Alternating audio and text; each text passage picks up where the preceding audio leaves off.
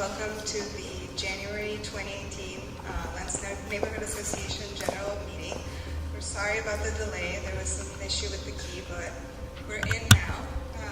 So tonight's a little different because there are a majority of board members who are missing. So I'm just going to make a note of that because people had questions about that, and they had questions about whether or not we could still hold a meeting.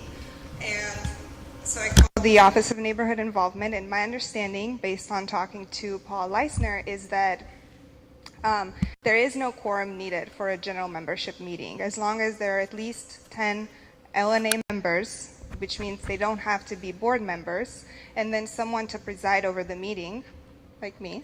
Then we can have a meeting, and it's a legitimate meeting, and we can conduct business. So there are a few items that are going to get moved around a little bit,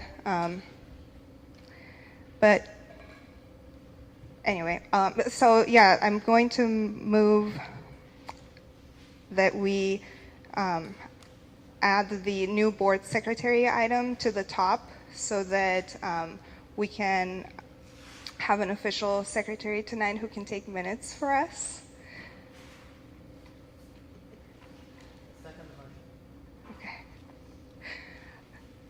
So as you guys know, our last board secretary resigned towards the end of last year, and we had an application process through which people contacted us to apply for the position. And at the last board meeting that we had earlier this month, the board appointed Lacey Hamren to replace Joanne Reese, our former secretary. And as you know, that's subject to ratification by the general membership. So Lacey's here tonight. She just wanted to introduce herself to you first. Hi, I don't know if I need this, but it's fun to hold. My name is Lacey. I have lived in Portland my whole life. I've been in Lents specifically since 2009. And I just have been passively watching, and I just wanted to be more involved. And so as secretary, I just really want to help the board be more organized and help the board stay on track and help communicate better with members. So that is just my main goal as secretary. So any questions about me or anything you want to know before you vote for me, please? What qualifications do you have as far as like taking a similar board? Yeah, well, you know, high school class council, to be honest, is my last experience, but I'm a real estate agent, so we are, of course, very deadline driven, very task oriented, so I feel very confident that I can manage the calendar, manage the activities, and manage the minutes. Yes? Did you approach the board, or did board members approach you? No, I saw the ad, either from the Lents Facebook page, probably, and so I just emailed my resume in, and they didn't contact me until, I think, a week before the board meeting and asked me to come. Any other questions?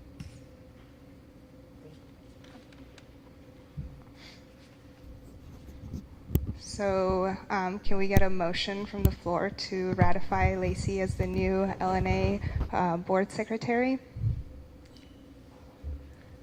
I motion that we ratify Lacey as the board secretary. I second it. Okay. So now we take a vote. If you are in favor of Lacey being our new board secretary, raise your hand. And looks like it's a unanimous vote. So congratulations, Lacey. You are the new secretary, and you may begin to take notes. So since it's such a small group tonight, why don't we go around and we can all introduce ourselves. What do we say? Just your name. Okay. Yeah, I'm David. I'm over on 89th and Duke. If it's okay, I'll just go ahead and say my part real quick for the library. Okay. I'm Vicki Oglesby. I'm the manager of the Holgate Library. My name is Jason, got Large River, Neighborhood Generations. Selena, Nea Generation. Richard, I've lived in Lents since 1957, except for the 57 years I was somewhere else. Ray Heights, neighborhood treasurer, lifelong resident. Penny Wilson, Bermuda Triangle in Lents. Bob Santangelo, 83rd and Foster.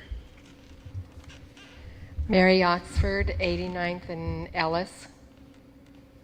Char Penny, Lents resident. Jillian Glasgow, 97th and Ellis.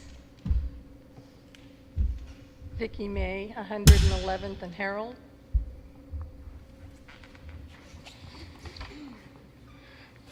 Michael Cummings, 108th and Cooper. Carmen Crimmins, 93rd in Woodstock. Melissa Collins. Michael Collins, Vice Chair.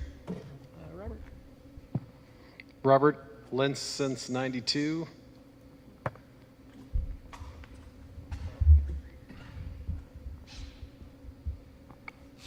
David Potts, Lents since 1987.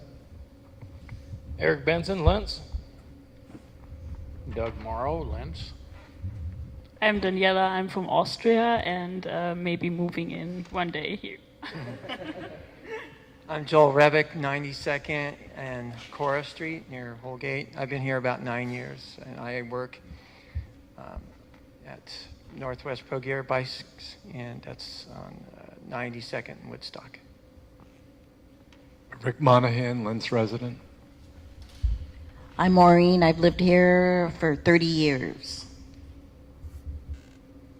Morgan Rogers, 91st and Claiborne. You met me already. Christo Brem lived just east of the 205. And board member. And transportation chair. And I'm Sabina. I'm the chair of the Lents Neighborhood Association, and I help facilitate the meetings. And so far, since I've come into this role, I actually co-facilitate with Christo because he's really good at that, and the meetings just seem to be more effective and more engaging this way. So in my capacity as a facilitator, I feel like my job is to engage people. And I was recently at a meeting of another local organization where they did this exercise that I really liked because it seemed to help people feel heard. So we haven't done this yet, so I hope it goes smoothly and I don't regret doing it. But I was thinking that we could take maybe 5 minutes to get into groups of 2 or 3, and then work on this exercise on the topic of code of conduct, which is on the agenda for tonight, right? So part of the way I came up with this idea is because I think it's so amazing that we come here together once a month, and sometimes it seems very one way, like the board is just kind of preaching to the audience and the audience is occasionally allowed to ask questions, but I would love for people to get to know each other better, and have a better sense of community when they walk in here and feel like they know the people that come here. So that's part of the motivation of, get together in groups and meet the other people, and then I'm going to hand out these papers, so it asks for 2 things. So the topic is code of conduct because the board is trying to come up with a new and improved code of conduct for its members.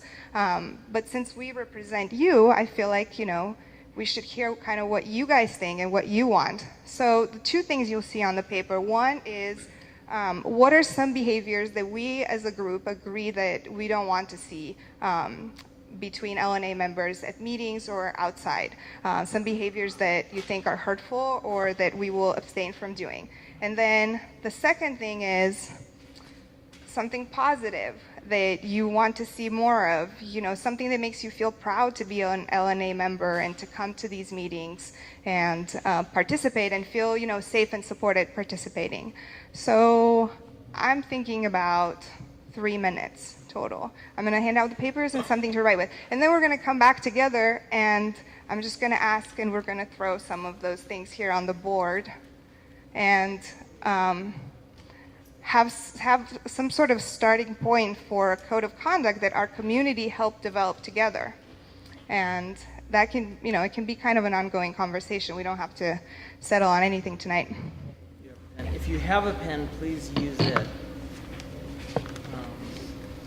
But if you don't, I have pens available.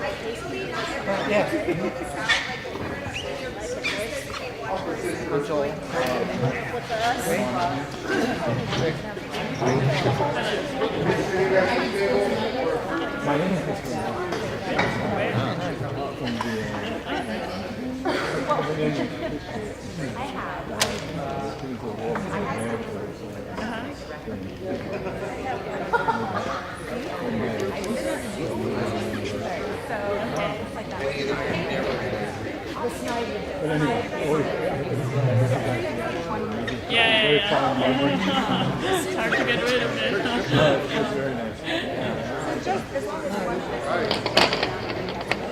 Okay. We need an official paper. Is that it?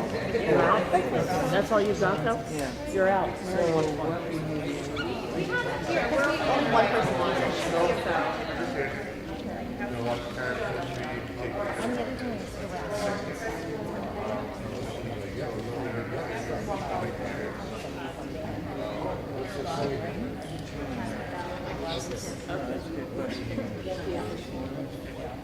I suppose showering is out of turn. Yes. We don't really notice a lot of shouting, but I mean, okay, just figuratively. Yeah, I think in other meetings.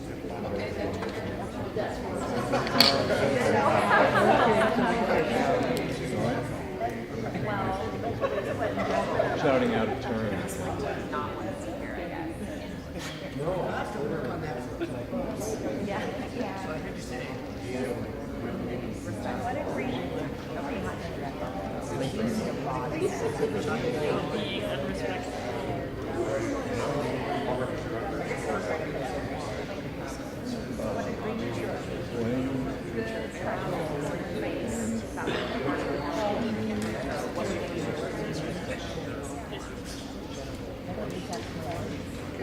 So it's collective, right? And social media. I suppose that people attack other people on social media. Yeah, that's exactly. How we word that, right? Or like you said, okay, well that's kind of like disrespectful. Yeah. Maybe we could say disrespectful. How would you hear How about try to be open-minded to new ideas?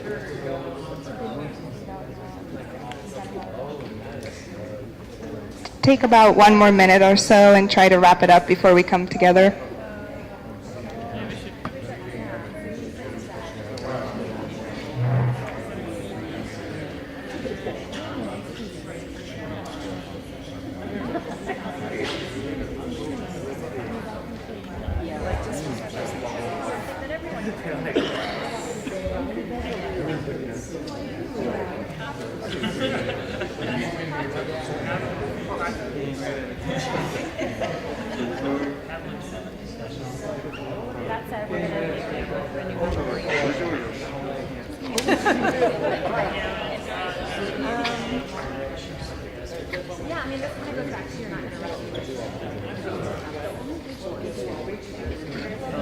Like hearing news about new development. Yeah.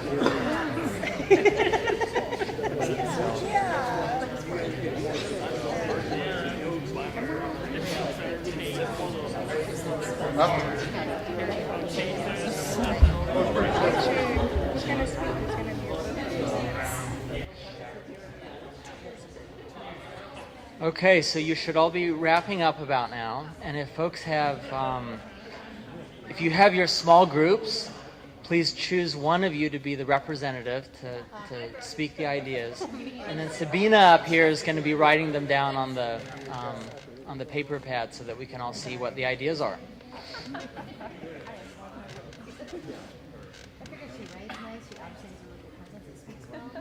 So the first question is, what behaviors are hurtful that LNA members should try to avoid at meetings, when interacting with each other outside of meetings, and on social media? What behaviors are hurtful? What are some ideas? I heard a lot of good conversations happening. Shouting out of turn. Shouting out of turn in meetings. Speaking out of turn. What else? Foul language. Foul language. Everywhere, like meetings, social media. I think it's generally. General foul language. If you're cussing at somebody, are you really communicating with them? So it's kind of tying into, it's like avoid the personalization of negative feedback, and if you have a concern with someone, go to that person and don't use social media. It's a long one to like generalize negative feedback. Negative feedback,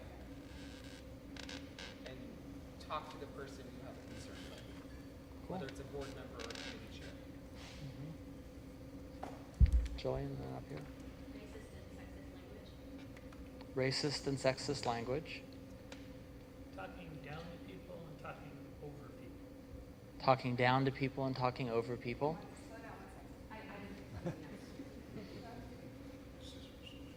We had similar.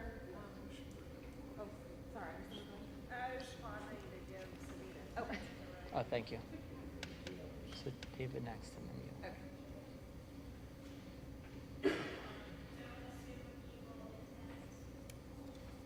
Do not assume evil intent. Dishonesty. Nothing fact-based. Oh, can I talk over somebody? Talking over. David. Calling on social media. Name calling on social media, and then Lacey. Yeah, name examples of name calling Sabina is requesting.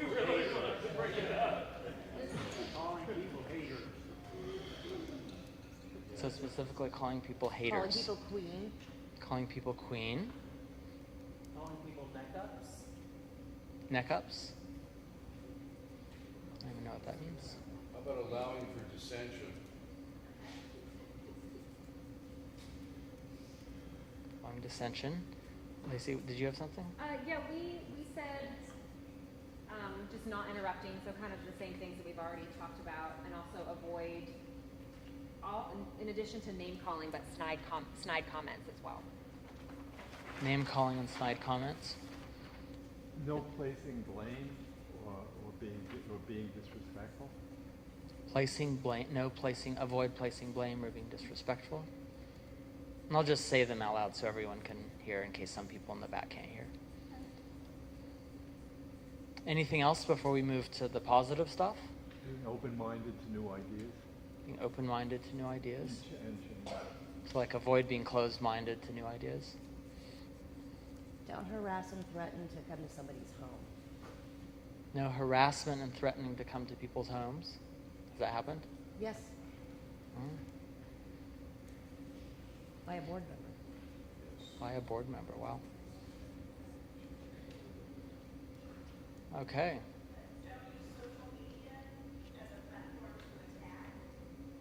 Don't use social media as a platform to attack. Cool. That sounds like a good list. So the next question is, what agreements would make you feel good? And I think agreements is an important aspect of that. That's what we're talking about making. Would make you feel good, proud, supported, safe, etc. about being part of the Lents Neighborhood Association, about coming to meetings and participating. And I think that includes engaging with people outside of meetings and engaging in social media. What agreements would make you feel good about that? Robert? Respecting people's personal boundaries and that they're at different places. Respecting people's personal boundaries and acknowledging that they're at different places. hearing about new developments. Hearing about new developments, and do you mean like land, like stuff in the neighborhood, like land use specifically, or just Pretty general? much happens here. Okay. So more reports, or trying to phrase this in a way in which it become a code of New conduct. developments in the neighborhood. Being informed of development. Could we say like more transparent, like more, yeah, more informing with information? Have board members that show up. board members are encouraged to come to meetings. Agree to disagree without acrimony. Agree to disagree without acrimony. Stay on topic.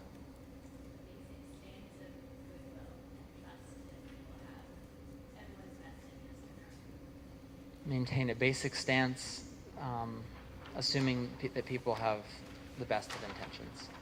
Lacey? Just agree to have civil discourse and agree to be more welcoming to new members.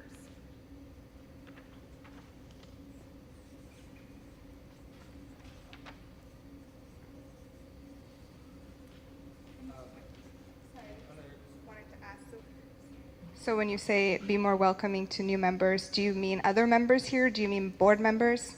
I suppose everybody, but if someone new, if you see someone new come in the crowd tonight, like just welcome them, offer them a seat. Welcome. Thank you. Yes, exactly. Providing constructive criticism or a potential solution to a problem. Providing constructive criticism or potential solutions to problems. I want to add to that, like getting involved. So if there's something you're like, hey, let's do this, being generally willing to maybe step up to the plate and help get it done. Oh, go ahead. Should agree that people will be able to voice their concerns and be heard. Agreeing that people can or have space to voice their concerns and be heard. And Jason and then Lacey. I have two. Stay on time with the agenda. And on the first one, dishonesty and not fact-based comments. Put that on there? Okay, thank you. Okay. Stay on time with the agenda. It's like we're way over time on the agenda right now. And I have to go on time, guys. Providing more transparency for committees and ways to get involved for general membership. Mm-hmm. Yeah. So, in honor of this agreement to stay on time with the agenda, any last comments for positive stuff? Yes. Agree to have better communication and outreach with minorities. Communication, outreach with minorities. And do not interrupt other people. Okay. So if there's anything else, please feel free to get in touch that's not addressed in this, and these will be recorded in the minutes. And then down the road, we'll be figuring out how do we move forward with this and make it into sort of a more formal set of agreements, both of what not to do and what to do. You want your sheets back? Yes, actually, it would be great to collect them so that we can read anything that we haven't gotten to yet. Thanks, everyone. Thank you for participating in that. Before we move on, does anyone want to make any public comment?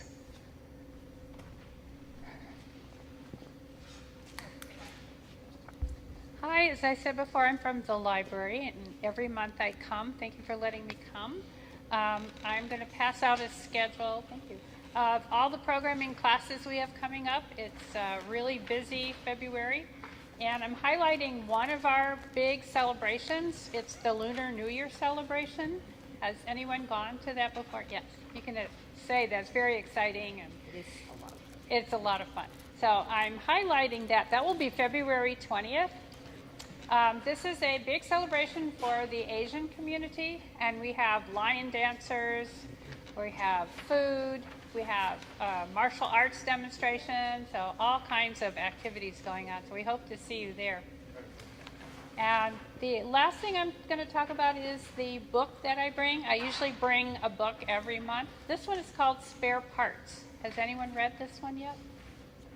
This is the story of 4 Latino teenagers who were born in Mexico but grew up in Arizona. And they are competing in an underwater robot competition. So think of Arizona. You don't think of very much water there. They're competing against teams from MIT that have like $10,000 grant.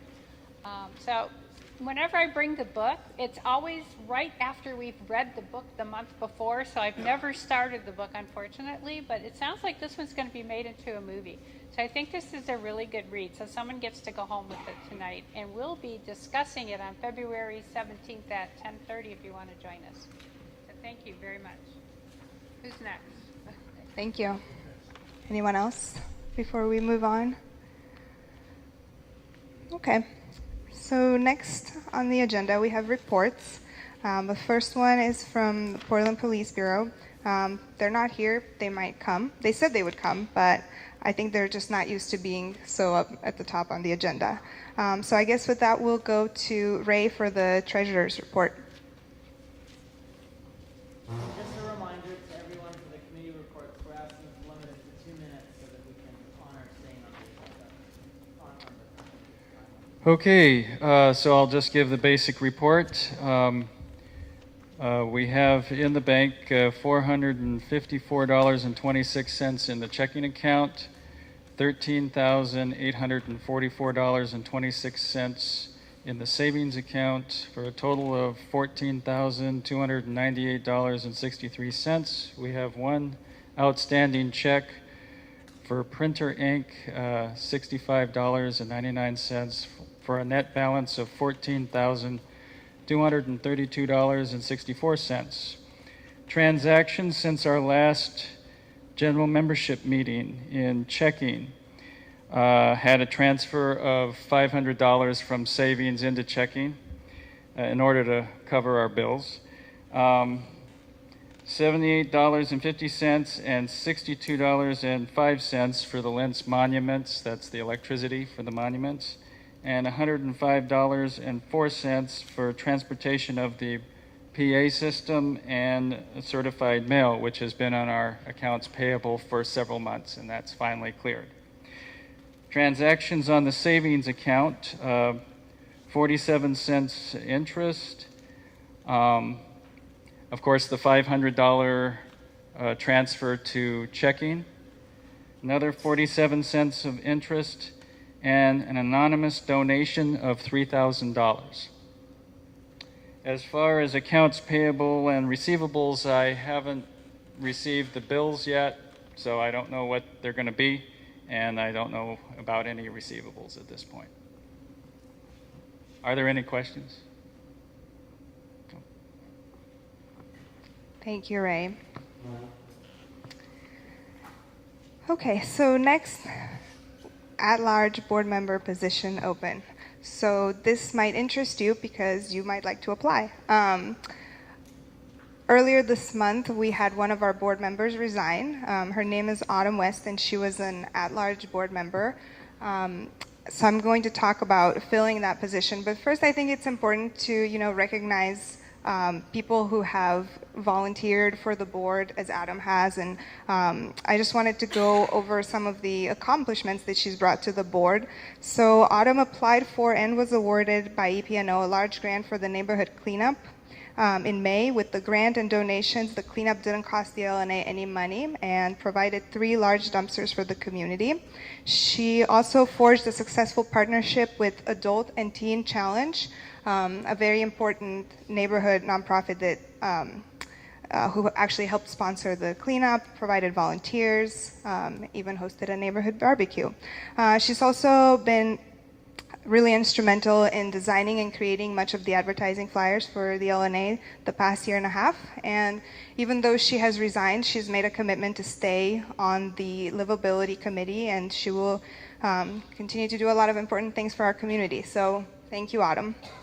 So with that, we have a position open on the board, and according to our bylaws, vacancies on the board will be filled by appointment made by the board by a majority vote by board members present at a board meeting, and then subject to ratification by the general membership at the next regularly called meeting. So if you would like to apply for this position, please email us at lentsneighborhood@gmail.com. We will post this vacancy on our Facebook and website as well. And we're going to give people until the end of February to apply, and then we will go through that process of appointing someone.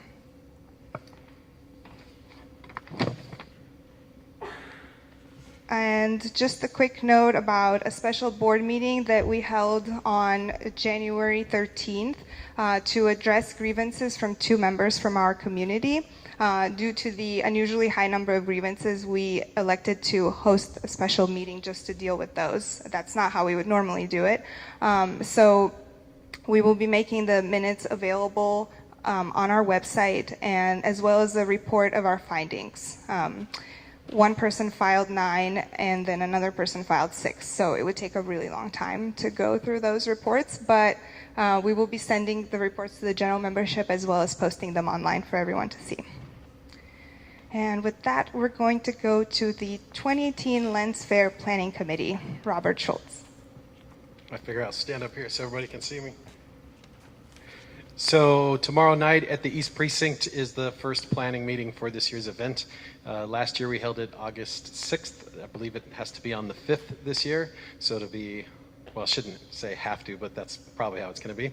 So if anybody wants to come, that'd be amazing. You can all add something.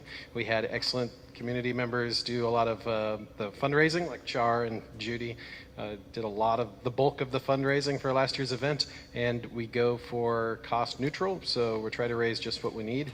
There's 2 locations that we're eyeballing, and if you come tomorrow night from 6 to 7 at the East Precinct Community Room, you can be part of what those locations are. So,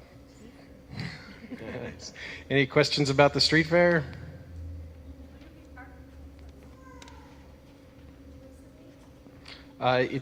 So last year it was August 6th. I'm trying to hit that same date, or I should say we will be trying to hit that same date, because there's no other events other than Pick-a-thon in competition for that time frame. So as we try to make it community focused and inclusionary, not having anything else compete with us is kind of excellent. And if we memorialize the date and do it more than 1 year on the same date, people will kind of rely on it and start coming a little more. Yes? Are you guys partnering with anybody this year? Did you hear her question? Because she started to say that same thing. Y'all are on the same page. So tomorrow's meeting is the first, and I've reached out to people that were with us last year, except Oregon Walks.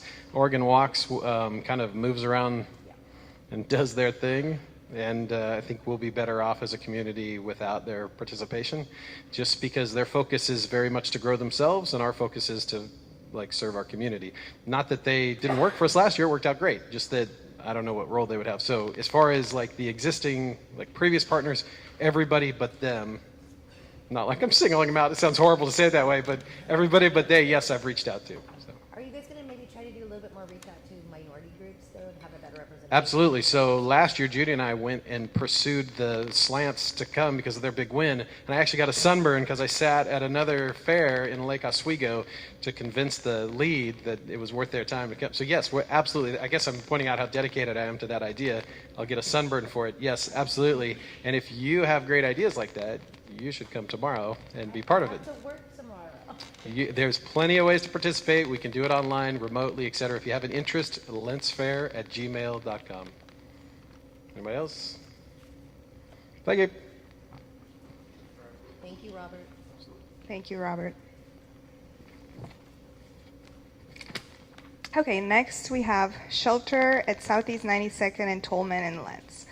So this is not to be confused with the new shelter was supposed to open up in the Foster Powell neighborhood. So earlier this week, word got out to me that there might be plans in the works for a shelter at 92nd and Tolman, which is already, that's my understanding, a shelter for people in recovery, but that there might be one opening up in that space for homeless families.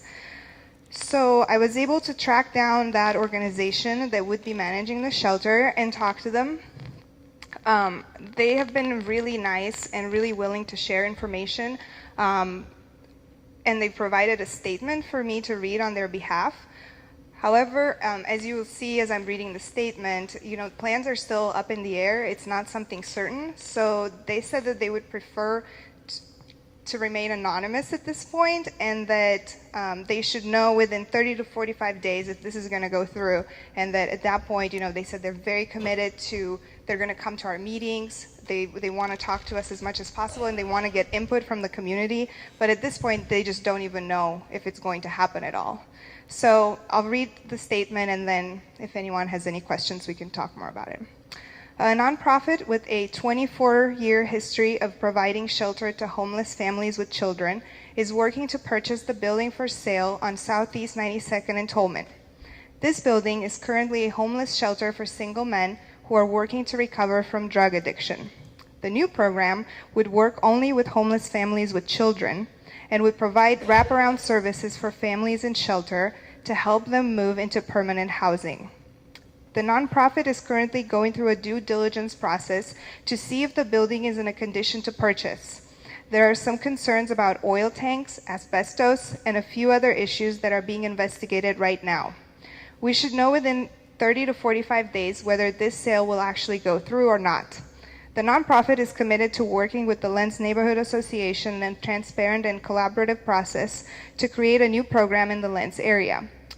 As soon as they know more information, they will keep us updated and will come to a few Lents Neighborhood Association meetings so folks have a chance to ask questions and provide feedback.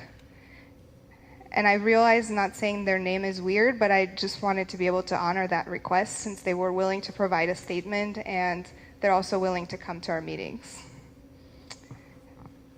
Any questions? Yes. More of a statement. I think it would be really nice of them to attend maybe this meeting. Sorry, I'm going to give you the mic because I can't hear you. Oh, I was just saying that I think it would be best for our community if they would include our community and our neighborhood association with as much transparency and forward thought as possible and keeping us informed. Like a statement's great, but seeing a face and being able to ask them questions would be nice. Yes, and they have committed to coming even starting next month as soon as they know more.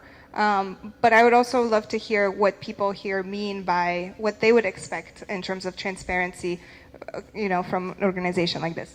Well, this has been floating around since June, so I don't know why they're getting a hold of us now. And there's 2 lots there, and they're buying the church also, so I don't know why they're just mentioning one facility. That's just what I was told. Yes. I won't leave that. Is there any protocol for neighborhood opinion on this, or?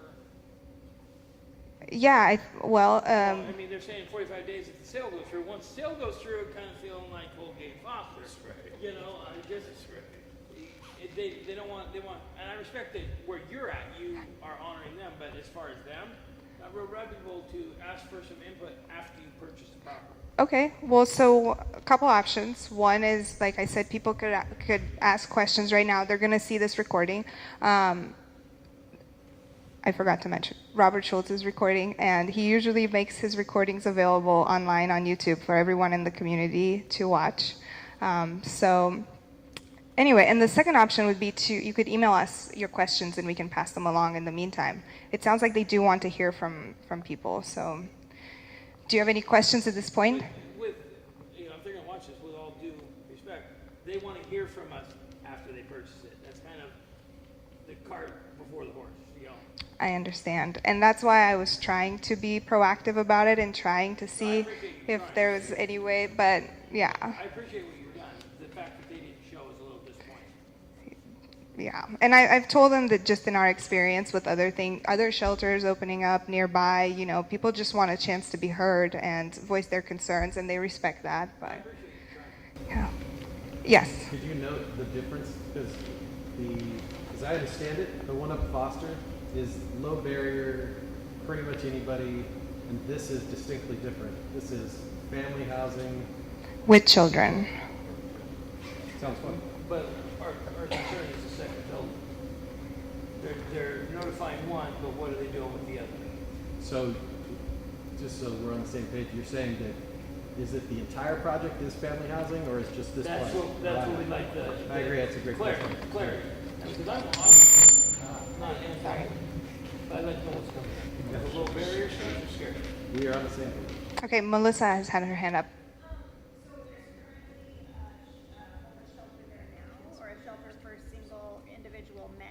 Yes, who are going through recovery. If the sale goes through and it turns into a shelter for families with children, do they have a plan to relocate the people, the men that are there now? Like, do they have a plan for those individuals?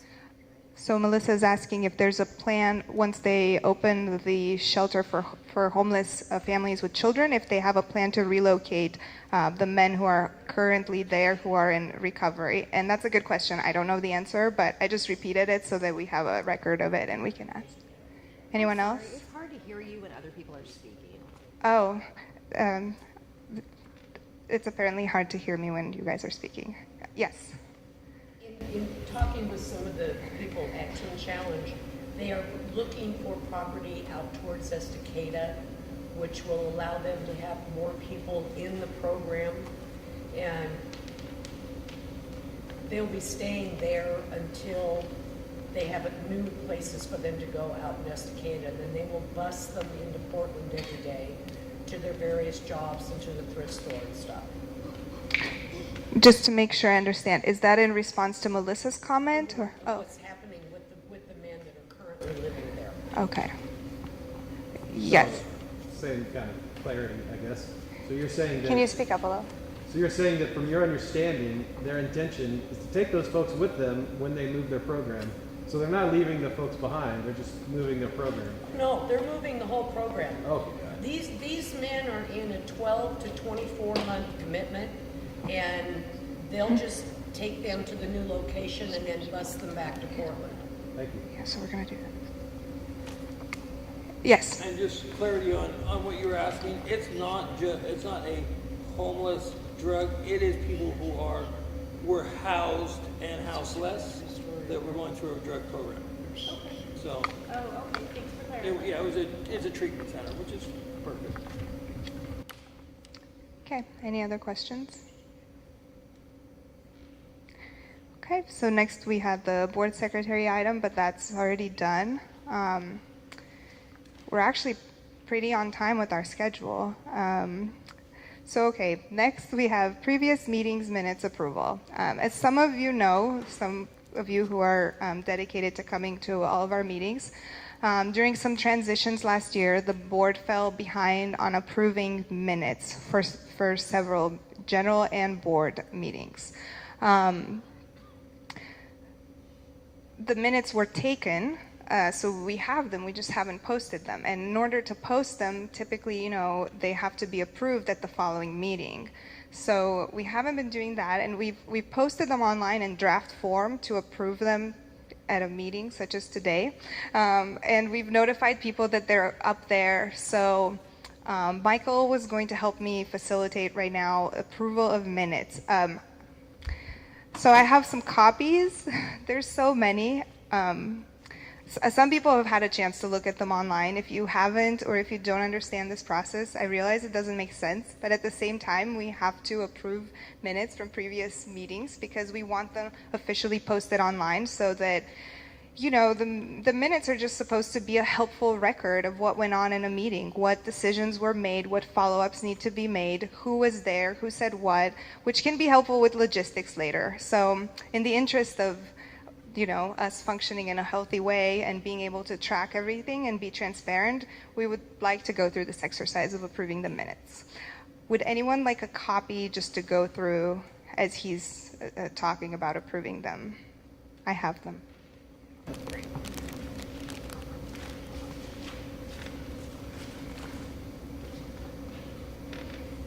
One more.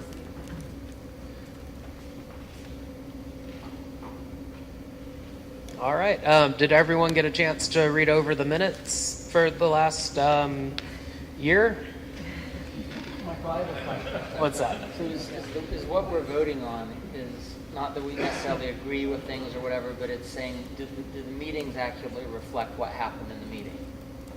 Like, if I wasn't at the March meeting, I'm going to abstain because I have no clue if those, if the meetings I was at, I would vote in those that it reflected what happened. Is that right, what we're doing? Yes. In the meeting of a yes and no and abstention. Yeah. Is it going to be noted that, ideally you get your meeting minutes approved like the following meeting. Right? But this is a long time. Is it going to be noted that a long time passed so that when people look back at it, they have that context, they know, well, it isn't perfect, but it's what we got? Yeah, yes, absolutely. And it will be noted that in this meeting's minutes that we ratified, or that we approved a year's worth of minutes in a single meeting, which kind of speaks for itself as far as how we didn't do a very good job with the meetings for the last year. And I apologize for that. Robert. So I was at a lot of these meetings, and I can tell just from looking at this, there's a lot of inaccuracies that weren't done in the moment. And I think it's worth noting as we're kind of, the effort is to move forward and accept these, but not necessarily give them the value of being 100% accurate, I guess is my thing, right? That's what I'm trying to say. I think it would be a lot to ask anyone to read and agree with everything that's written in 24 pages of minutes. And there's one other part, and then the other thing is to note that the previous secretary actually stepped down, and part of that role was to do some of this work. So I think that also kind of speaks for itself. I'm not trying to hang any blame or anything like that, just I think it's also worth noting. So my two parts, it's not 100% accurate, and the previous secretary stepped down without having taken care of these, or without the board having taken care of these. And again, I'm not trying to lay any blame. Yeah, it's been a rough year. Right. Ray? Well, I see in this packet both board meetings and general membership meetings. Now, generally, the general membership approves general membership meeting minutes. The board approves board meeting minutes. So, because after all, those are the bodies that met. So that's the proper way of doing this. So we should only be talking about the general membership meetings. Okay, so yeah, I'm good disregarding the board meeting minutes, and we'll just have a conversation about the general meeting minutes. Sure. The general meeting minutes that were actually approved for April 25th, 2017, you probably don't have them there because they have been approved. I need to make a friendly amendment. Okay, 1 second. Do you need the microphone? We can't hear you. Oh. Okay. The general meeting minutes for April 25th, 2017 have already been approved, but I need to make a friendly amendment. Under the treasurer's report, it says Ray Heights reported that $2,000 has been transferred to savings from checking. And it was the other way around. He took money out of checking and put it in. Out of savings. Yeah, so that just needs to be fixed. That was an actual typo. That was my comment. I got one more. So contained in this packet is this emergency board meeting, and I can tell you definitively this is not accurate. Wait, hold on. We have to go in order, though. Oh, sorry. Yeah. Just saying, so the attention, if you're separating board meetings, you know, and saying general meetings, like if we focus on general meetings, we might get further down the road. That's a good point. So how about in the sake of compromise, we tonight we only focus on the general meeting minutes that we need to ratify, just to have them done and post them to the website. And as far as board meeting minutes go, if anyone wants to read the board meeting minutes that we handed out to you, if you see any inaccuracies that happened at the meetings and you want to let us know, feel free to email us at our email and we'll go over them. Does that sound good, Sabina? Okay. Sure. This is not going to be good. I have all the board meetings and general meetings recorded, so I could actually tell you what was said, but it's going to be a lot of changes. So I don't know if you actually want to go there. So let's start with what's the first one that we're going to look at? Okay, we'll get one out of the way. So we have. The first one's the board meeting. Looks like August 22nd, on the fourth page. On the back of the fourth page. Is this a general? This 22nd. Yeah,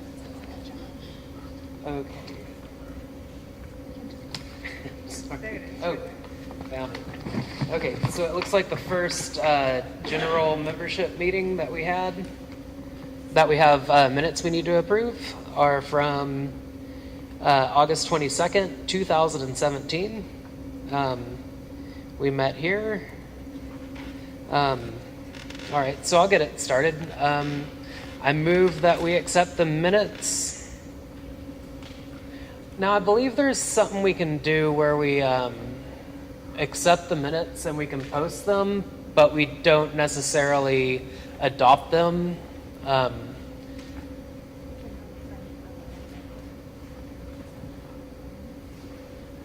No,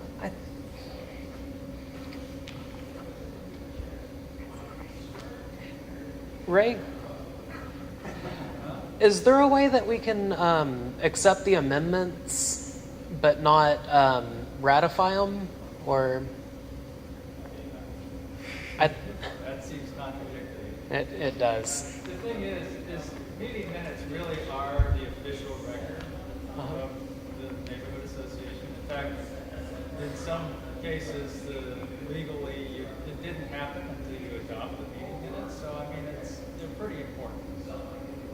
And to leave it wishy-washy, that's probably not a good idea. Fair enough. All right, then I move we accept the minutes from the August 22nd general membership meeting. I second it. Seconded by Laura Ann.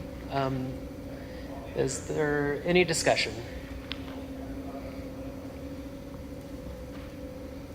Yeah. Robert? So there's a section here about the Lents Fair, and there's something that appears to have not been included, and that is, it notes Char Penny, but it doesn't really give proper recognition to Lowe. I guess it does. It does say and Lowe, but I don't know. I guess for me to note that the chair was a very valuable part of that, was actually a big part of that presentation. I don't know. Sorry, I actually didn't see the Lowe part.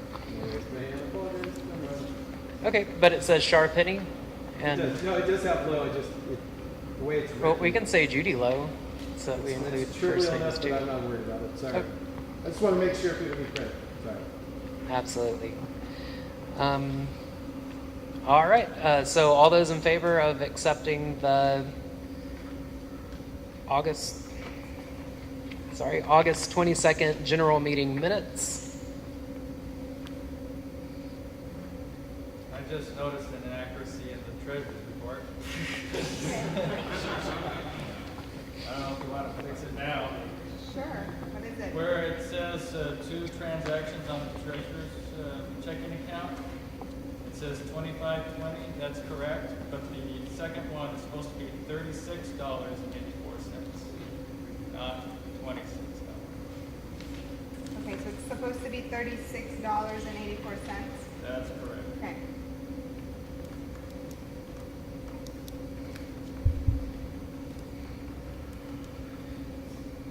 Yeah, sure. I know the general meeting, I know the emergency meeting and board meeting happened. There was a general meeting that I didn't know about May 23rd. Did those get approved? I think it's on the website, yeah. Did they get approved though? Did May get approved? Yeah, because I think that was amazing. I think it's there, but we can double check. I'll make a note of May. Not a lot of notes on that one too. Okay, any other? Yes.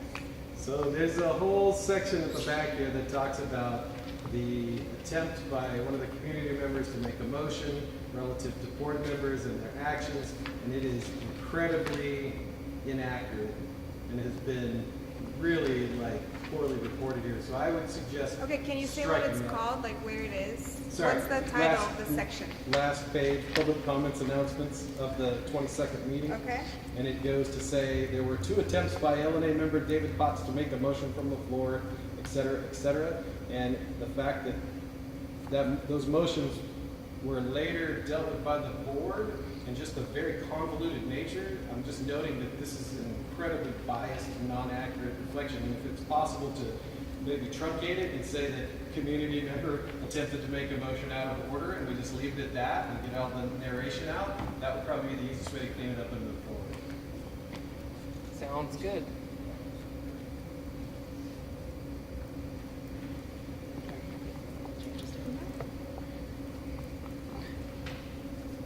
All right. Afraid to ask if there's any more questions. Are there any more questions? Because we can just put the date down and say we met. Yes, Jason? I honestly, nothing's in front of me, but my question is, how can we vote on this if a lot of it's inaccurate and it's something that we have to turn in and correct? So why are we going to vote on it if it's not cleaned up? You know, can we do something else to clean it up and then vote on it? Yeah, and honestly, that's one of the reasons, well, one of the excuses that we have for not accepting the minutes at this date is that we needed to clean them up. We needed to make sure that everyone had read them, and I agree with him if we came back with one that was clear, and so we know what is removed, what is added. Okay. Because if you approve it and we don't see the final template, we're going on. I agree with you. Right. 100. I have the recording. If anyone wants to borrow the recording, I can send them to Sabina or anyone else on the board through an FTP server, and they can hear the original recordings to know what actually happened. So I think, at this point, like there are notes and we're just interested in if there's corrections to the notes in the interest of expediting the process. And I'm not saying that we have to, if the community decides that we should come back with a cleaner version of this and then we can do that process. I'm just saying at this point, since there's so many, it might take, I don't know who might want to go through that process of listening to the recordings, but if they will, I'm happy to facilitate that. Or if people have notes, bring them so that we can all consolidate our notes. Well, not me, I wasn't there, but. If you're going to do that, I would go off the notes, go off the hard copy, that way it's not hearsay.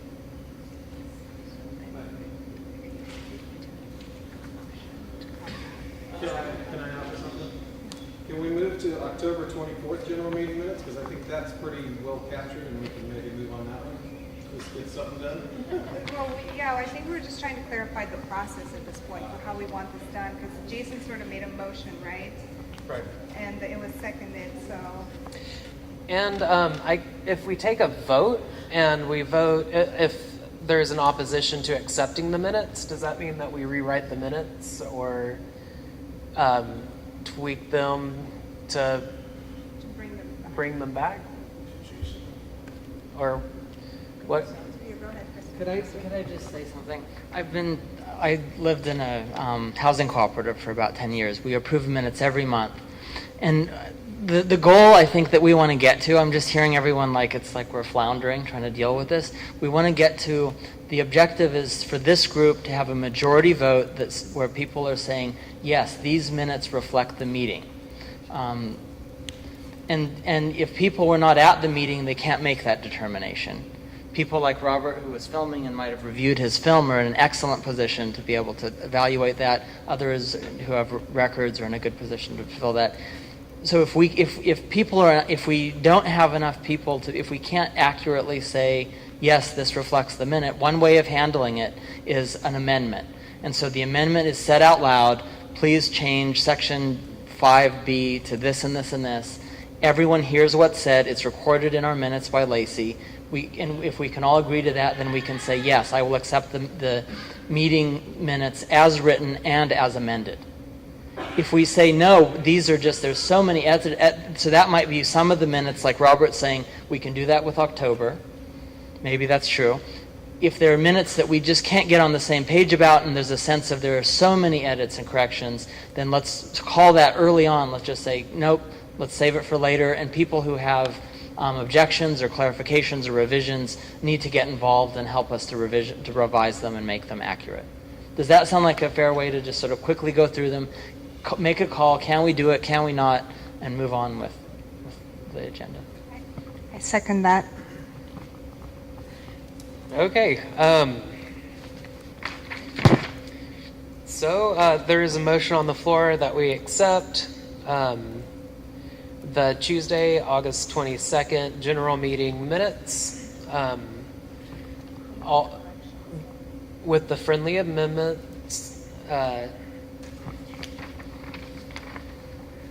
to the treasurer's report and to remove the public or the public comments and announcements. Basically to simplify that. to simplify the public comments and announcements to reflect The community member presumed to offer some motions that were out of order. that a community member presumed to offer motions that were out of order.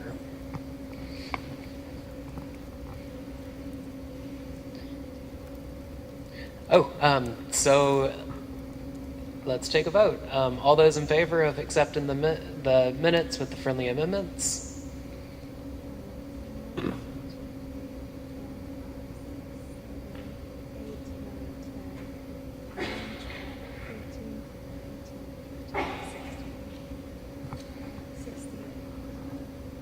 Okay. All those opposed? Any abstentions? If you're abstaining, hold your hands like 1, 2, 3, 4, 5, 6, 7,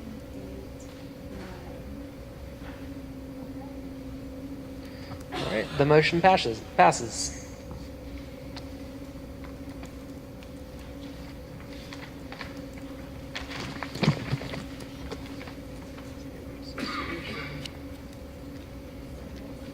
September. Okay. So next is the draft minutes from Tuesday, September 26, 2017, their general meetings, and it was the annual meeting and elections. I'm sorry, September 26. So that was election night. Okay, I move we accept these minutes. Second it. Seconded by Laura Ann. All right. Are there any questions? All right. All those in favor of accepting the minutes?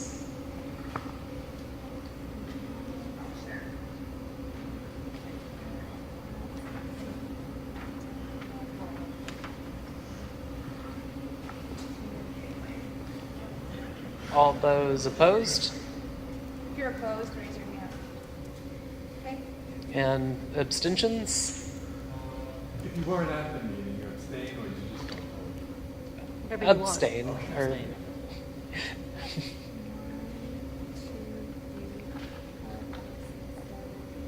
10.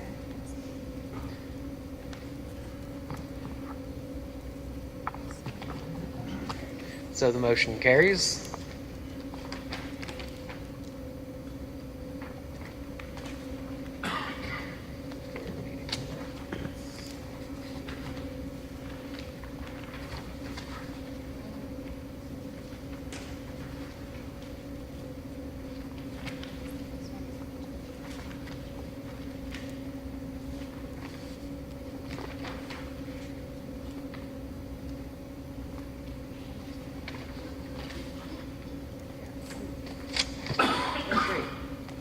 All right, and then I move that we accept the Lents Neighborhood Association general meeting minutes from October 24th, 2017. Are there any questions? Oh, right? I second. Under the treasurer's report, where it says checks, 39, 36, 27, 57, that's good. But the $3.77 was an account payable, not a check. So that has interest, that was interest into the savings account.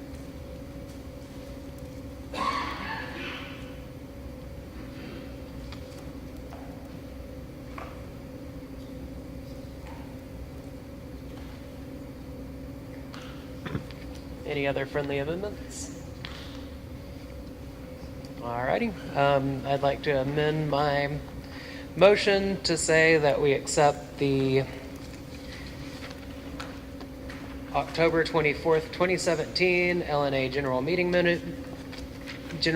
minutes with the amendment that in the Treasury report, the $3.77 was an account payable and the 40 cents in interest went to the savings account. I found one more little problem. All right. Where it says $11,343.96 in savings, it actually was $11,342.96. Can you say that number again? What's the correct number? I just gave it $11,342.96. So it was off by $1.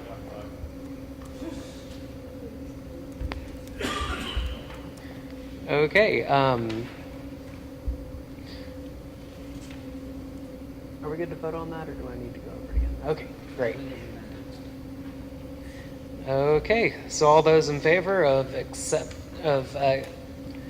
the motion with the friendly amendments to the Treasury report, raise your hand.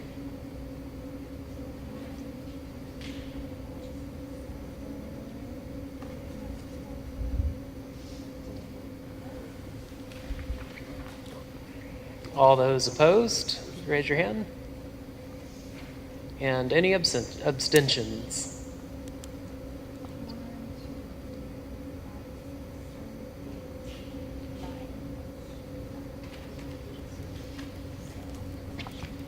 So the motion carries. All right. Thank you all for being patient with this. This is a torturous process for all of us, but it's so important, as we've said, that this is the legal record we're required by law as an organization to keep and improve minutes. So thank you, everyone. Yes, David? Thanks. I just got one question. There's May 23rd. They're still on your website. I'm sorry, can you say that again? The May 23rd, 2017 minutes of draft, not approved. And what does it not say draft? Yeah, it says draft. Oh, okay. And then I didn't bring them right now. Is that what you're saying? Okay. Yeah, so we got through about 3 of the ones that we have to approve. And we will continue this process next time. I mean, we got to do it. And hopefully we will be all caught up soon and maybe even next time. Thank you, Michael, so much for walking us through this painful process. So next we have Nick Savi for Rose CDC. Nick? Oh, okay. I wasn't sure if you're here. We haven't actually met in person. But I've heard a lot of people from the community want to know about affordable housing projects. We know with the rising prices in our neighborhood, I think community members are concerned about their neighbors getting displaced. And so we've reached out to some organizations that do affordable housing and anti-displacement. And we brought them here, Nick, tonight to talk about kind of what projects they have in the works here in Lents specifically. Thank you. Great. Well, thanks for inviting me. I'm Nick Savi. I'm the director of Rose, and been actually working here in Lents since 1986, believe it or not. I used to work at Southeast Uplift when Lents was part of that coalition, and then Rose was actually something that was started by folks in the Lents Neighborhood Association and 4 of the other neighborhood associations in the area. So we just had our 25th anniversary last year. So we started in 1992. So I can talk a little bit about Rose, but I want to make sure I talk about the things that you're interested in. So what are the kinds of things that are you interested in hearing about? I heard recently that the 4 neighborhood associations created Rose. I was curious about that. That's correct. So it was Lents, Foster Powell, Mount Scudderlita, and Brentwood Darlington. And we later added Powellhurst Gilbert as well. Uh-huh. Can you talk more about the difference between affordable housing and low-income housing? Because there is a difference. Okay, sure. I will talk about that. Other questions? Uh-huh. What are some of the, I know there are different projects, but what are some of the different price points? So the market rate, let's say a 60% and a 30%, where those numbers fall? Okay. Good. What else? Uh-huh. So you got Lents Youth Initiative, is that only for people that stay in those places, or is that going to be open for use in the Lents community? Yeah, that's a quick answer. Yes, it's open to any youth in the community. And Anna's contact info is on there, and let her know. Okay.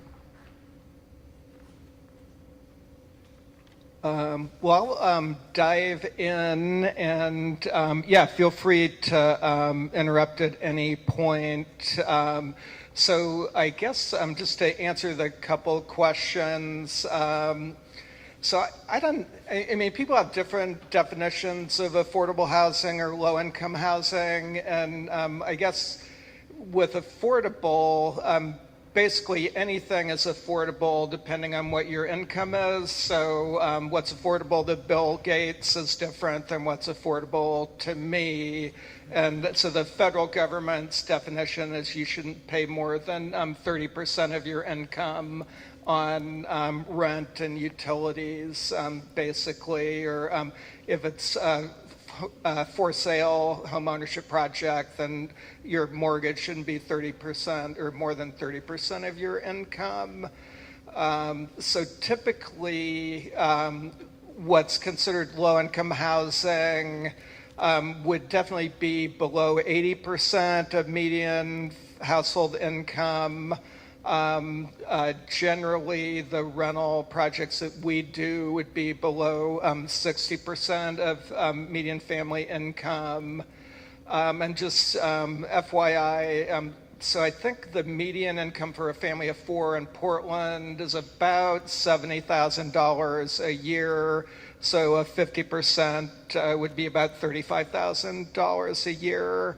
And then just the answer to the rent would be take 30% of whatever that income percentage is. And so Rose, we typically focus below 80% of median income.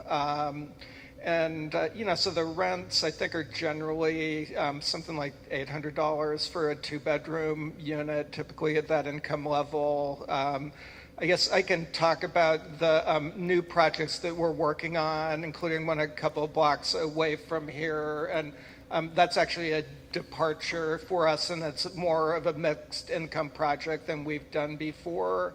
Woody Guthrie Place is actually not one of the big buildings that's under construction, so we're just about ready to get started, and we're at the corner of 91st and Reedway, and that is actually going to have, I think 20% of the units are very affordable for people below 30% of median income, and that's typically the poverty level is roughly equal to 30% of median income. And we were able to get rent subsidies from Home Forward, so the folks that are able to get into those units will pay 30% of their income, and then the rent subsidy will pay the difference. And then one of the things that at that time was the Portland Development Commission, now it's called Prosper Portland, they were trying to do more mixed income housing in the neighborhood. So actually the majority of the units in that Woody Guthrie building are going to be at 80% of median income or 100% of median income.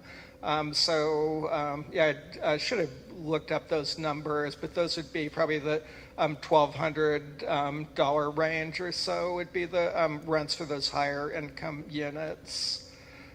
So we're also working on a project at 82nd and Division that's not in Lents, but that is a project we acquired the property from Metro, and that's going to have 48 units of affordable housing. That's all below 60% of median income.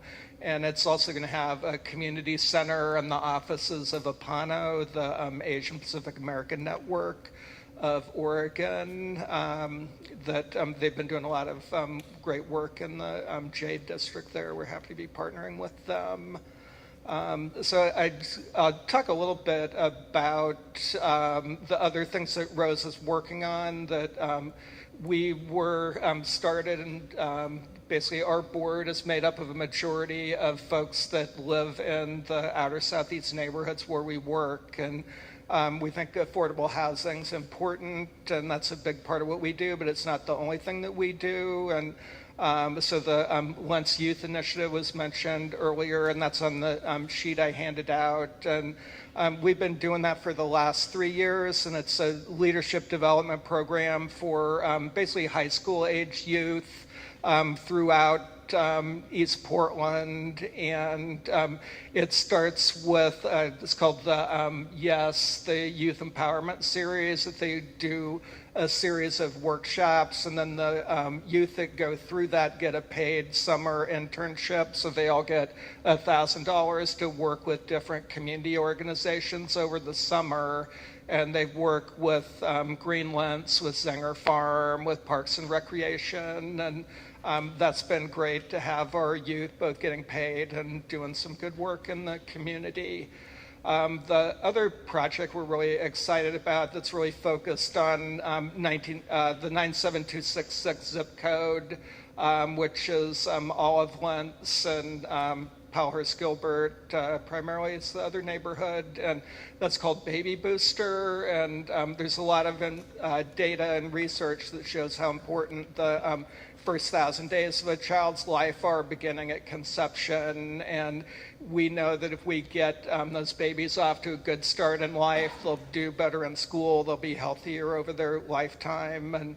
And just a big part of that is making sure that the families have stable housing. So we're really trying to focus on getting those families with little kids into our housing, and that's part of a national program called Best Baby Zone. So Portland's one of 9 cities nationwide that's working on that, and there's some really exciting work going on there. So any questions about stuff that Rose does? Uh-huh.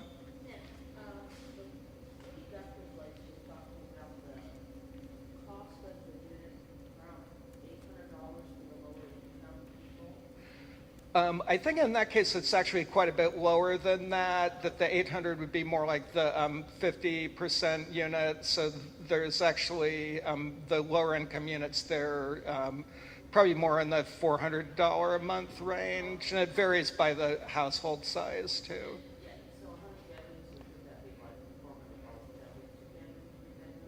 That's probably about that. So it'd be a little bit less for a 1-bedroom, a little bit more for a 3-bedroom. And there will be information on our website. So those buildings will be leasing up starting this summer.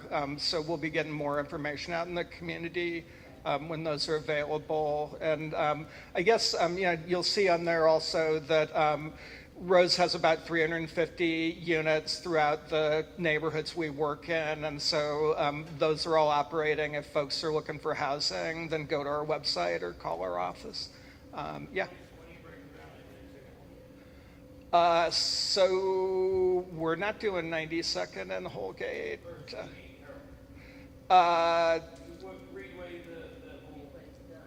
Yeah, so we just got...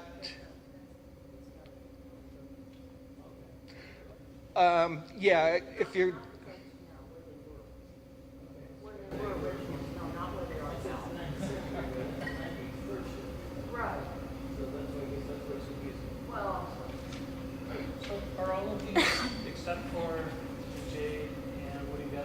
already done? Yeah. Yeah, so it's just the first line in that section.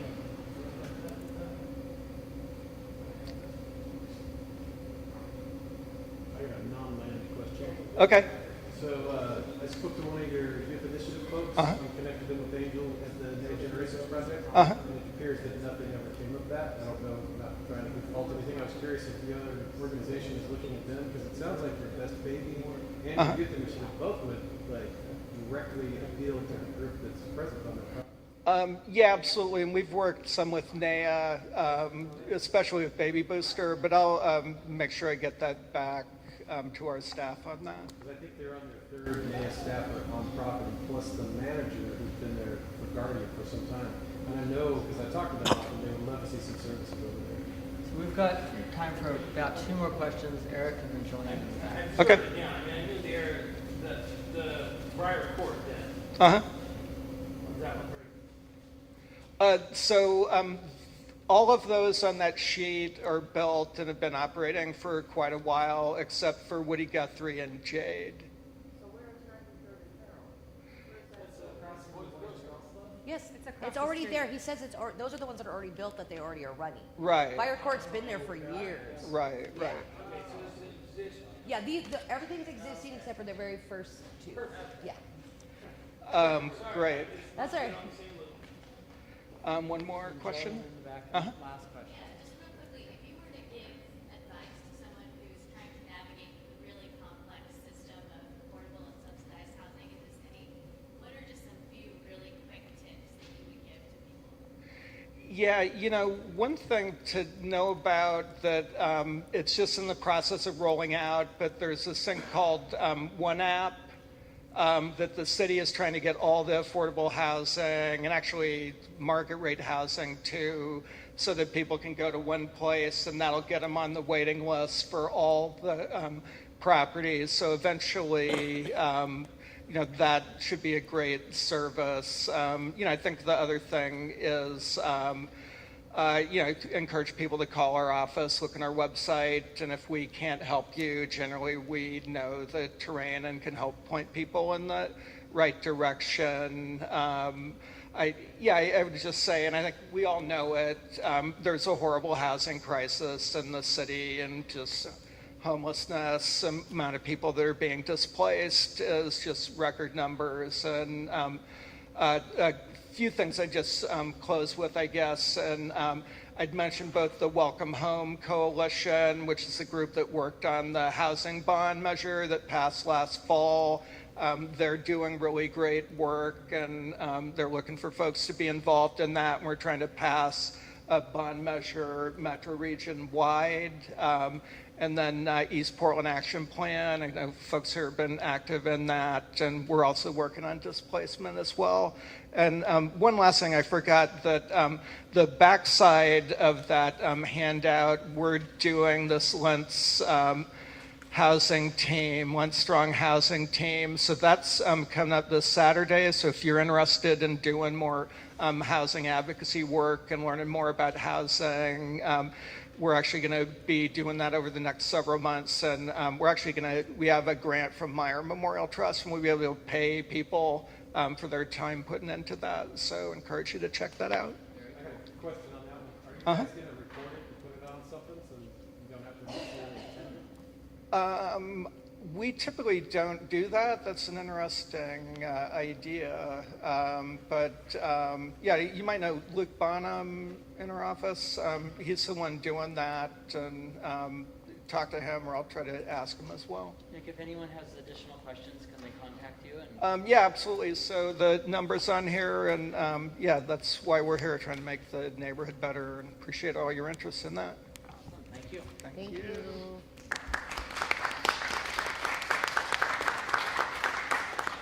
So I have the next couple of agenda items, and those are talking about the Lents Neighborhood Association committees and then the possibility of a financial audit. So I'm going to move through the committees discussion fairly quickly. Up front, I just want to say that am I in a good place for the speakers? The committees are not necessary. There's a chair of the committees. New committees can be formed. The chair does not have to be a board member. The requirement is that there's one board member that is a member of the committee. But if someone else is like for instance, Robert is the chair of the Street Fair Committee and Michael is the board liaison. So that's one of the possible setups. And everyone is encouraged to participate in committees and to engage and to be active. So I'm just going to basically go through the list of what are the committees, who's the point of contact, who's the chair, and if there's a standing meeting, when is that? The largest meeting is the Livability Committee, which is chaired by Jennifer Young. The focus is on crime, homeless issues, air quality.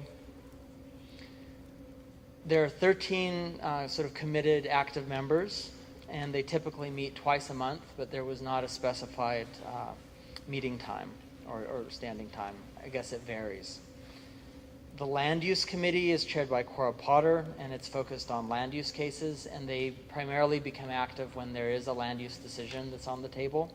There are about 4 regular members in addition to Cora, and meetings are as needed. Cora is also the chair of the Equity and Inclusion Committee. They also meet as needed and are focused on issues of new people in the neighborhood, new people in Portland, minority groups, and basically equity and inclusion. The Street Fair Committee meets twice a month, starting tomorrow, is chaired by Robert Schultz. And the meeting will be at 737 Southeast 106th at the East Portland Police Precinct. What time will that be? 6 to 7 p.m. tomorrow. Based on everyone there. Great. And then lastly, there's a newly formed communication committee, which currently has Sabina, Barbara, and I'm the chair. And we are still figuring out our standing meeting schedule. We currently have something set up for the last Sunday of this month, January 28th. I believe in the evening. Is that when it's? Maybe it's to be determined if there's other folks who are interested in communication within the Neighborhood Association. So those are the 1, 2, 3, 4, 5 committees. And it's possible to form new ones. Just get in touch and organize and collaborate with one another. Any questions on committees? Feel free to. They're open for everyone. Yep, they're open for everyone. There's no power base. Everybody has equal access and voice. Exactly. I can't speak to the internal happenings of some of the committees, but yeah, they're open to anyone, and anyone can say, hey, I want to form a committee, can be a chair, and you just need to get a board member on board. And several of us would be happy to support efforts. So that's it for committees. Yes. I just wanted to say, so the reason the reason Christo made this presentation is because we realized that a lot of people don't know how committees work, and also because we want to encourage more people to get involved, and we want to be more transparent about what are all the committees, who is on, when they meet, in case other people want to participate. We take a lot of this information for granted, but we've gotten emails or messages from people who either have disabilities or loaded schedules, work, family to take care of, and they can't come to these meetings. So they really want more information like that presented, and they also want information like this made available online. So something that I'm working on right now on the website is I'm creating profiles for all the board members with little bios, and we're going to put all this information that Christo just mentioned also there on our website. And then hopefully with having a new secretary, which we'll also have to kind of work out our flow of communication and all that, she might be able to send out notices ahead of meetings so that people can come and get involved. So tonight, we take your email and we add you to our email list, and then she can send out notices ahead of meetings, and that way you will know when you want to get involved. And I had one more thing to say, and this is an announcement that I was supposed to make earlier, but I forgot. It's related to the Communication Committee because initially I was chair of the Communications Committee when it was first formed, but I have chosen to step down because I wanted to announce this new job I have. It's a position with the East Portland Neighborhood Office. As some of you might know, EPNO, they manage neighborhood associations, among other things that they do. So As soon as my position was official, which was the end of November, it's a public position, so it's been posted everywhere, and the notice went out to everyone on EPNO's mailing list. But a couple of people from the community have raised concerns of conflict of interest. So I just wanted to be transparent with my role at EPNO and what I do here as chair. My employer has checked with the HR department and with the city attorney and with the Office of Neighborhood Involvement, and there is no formal conflict of interest.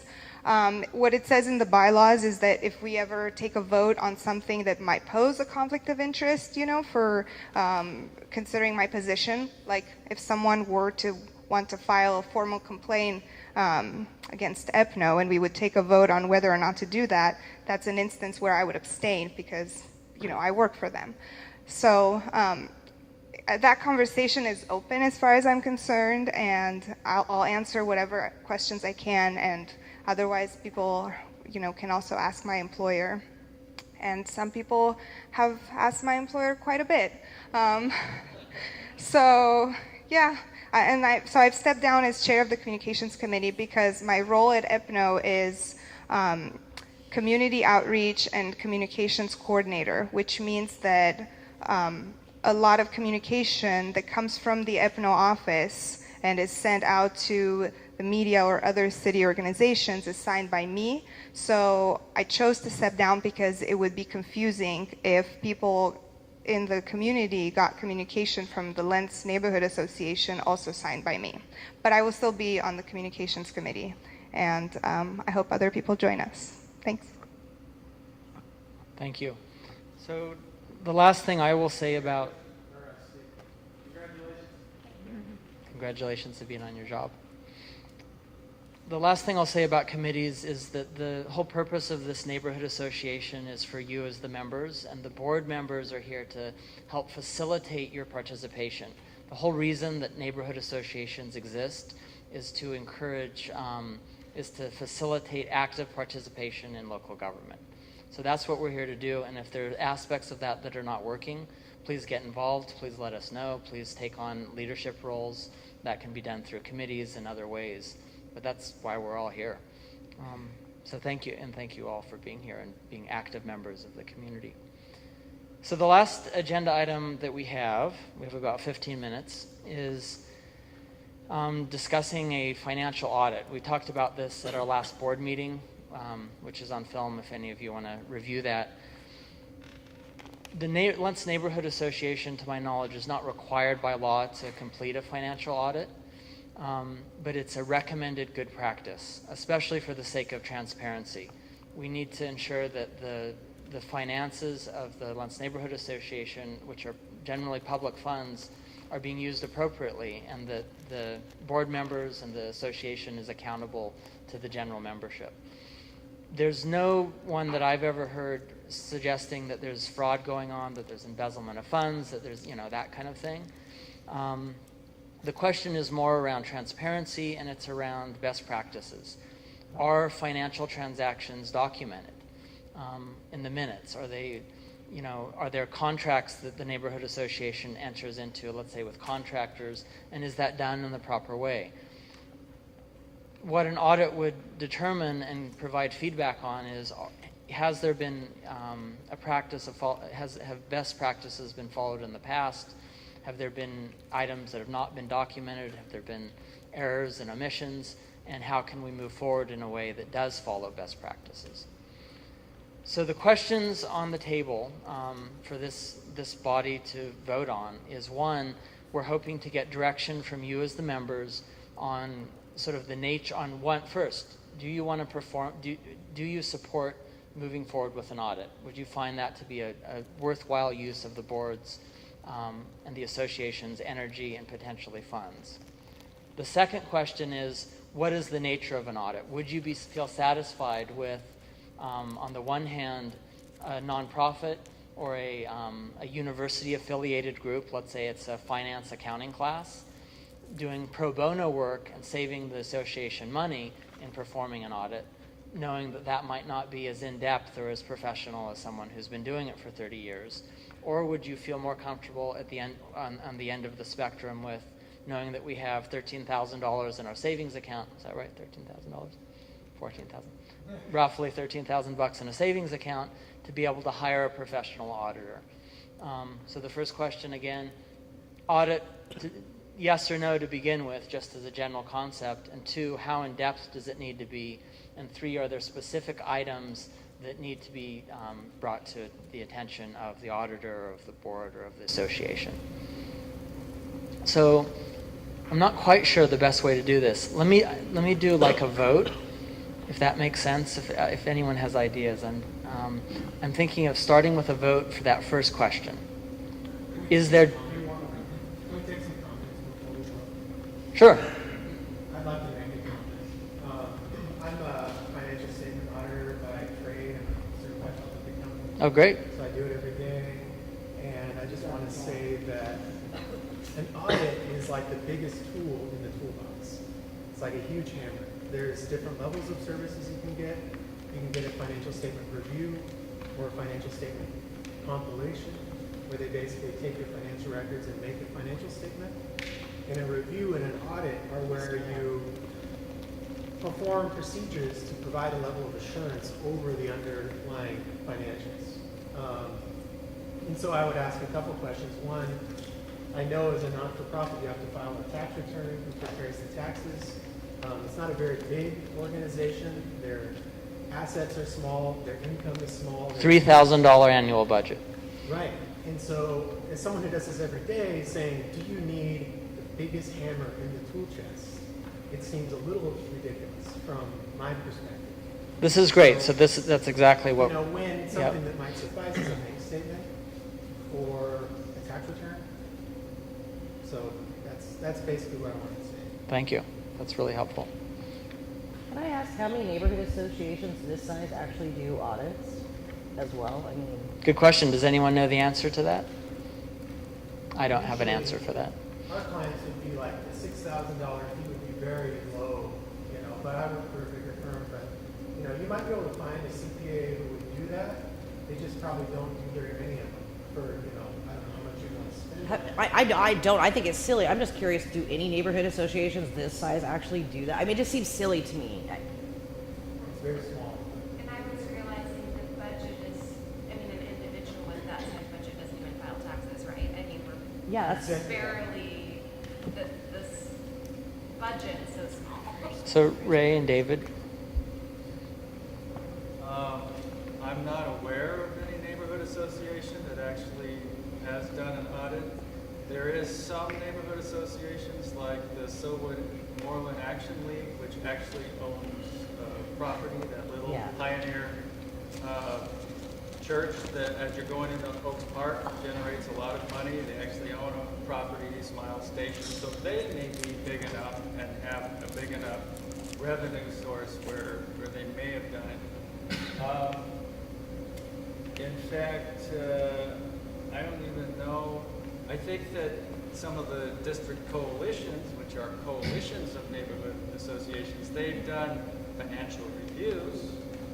I'm not sure, and I do know that they have done some audits, but those are organizations which have budgets in the $100,000 to $300,000 range, maybe even higher.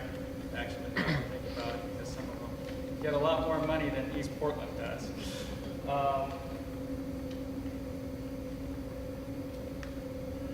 So, what was another part of the question? that was my only question. It just seems, I'm sorry, to me, it just seems absolutely ridiculous that a neighborhood association this size needs to do that. Okay. I mean, we're talking about such little money. Sure. So David, and then one of the limitations that we have is when we made the transition from one bank to the credit union, I don't have any of the previous records, quite frankly. And, well, yeah, but we'd have to pay to get them. But why do we need them? I mean, that's... You can get access sure. to it, but So you have to pay to get noted. And so, you know, other than the last couple of years, there isn't much that I can give you, except for the one time when I was treasurer back in the early 2000s, when I actually produced an annual report. So David, then Jason. So I was at the board meeting when this was brought up, and I work for Willamette University's MBA program, and I also suggested more of a best practices financial review. I know there was conversation on record from the board meeting about people and transparency issues with money, and so I, as a bystander, kind of suggested like, hey, maybe not a full audit, which I'm so glad there's a CPA in the room, but having, Portland State University School of Business does a lot of pro bono work with government entities. And so having someone come in and teach best practices, so if there is ever a transition moving ahead, that we have some guidelines and that we can just make sure we're all aware. And they do that at no cost. And so it's not a full audit, which may not be worth the financial investment, but it is something that allows more transparency for the members, better board governance in terms of our financial statements, and then moving forward, if there's transitions in treasurers, there could be some guidelines in place that will help us move forward as a board. Thank you. Jason? There was a lot of helpful information. Thank you, guys.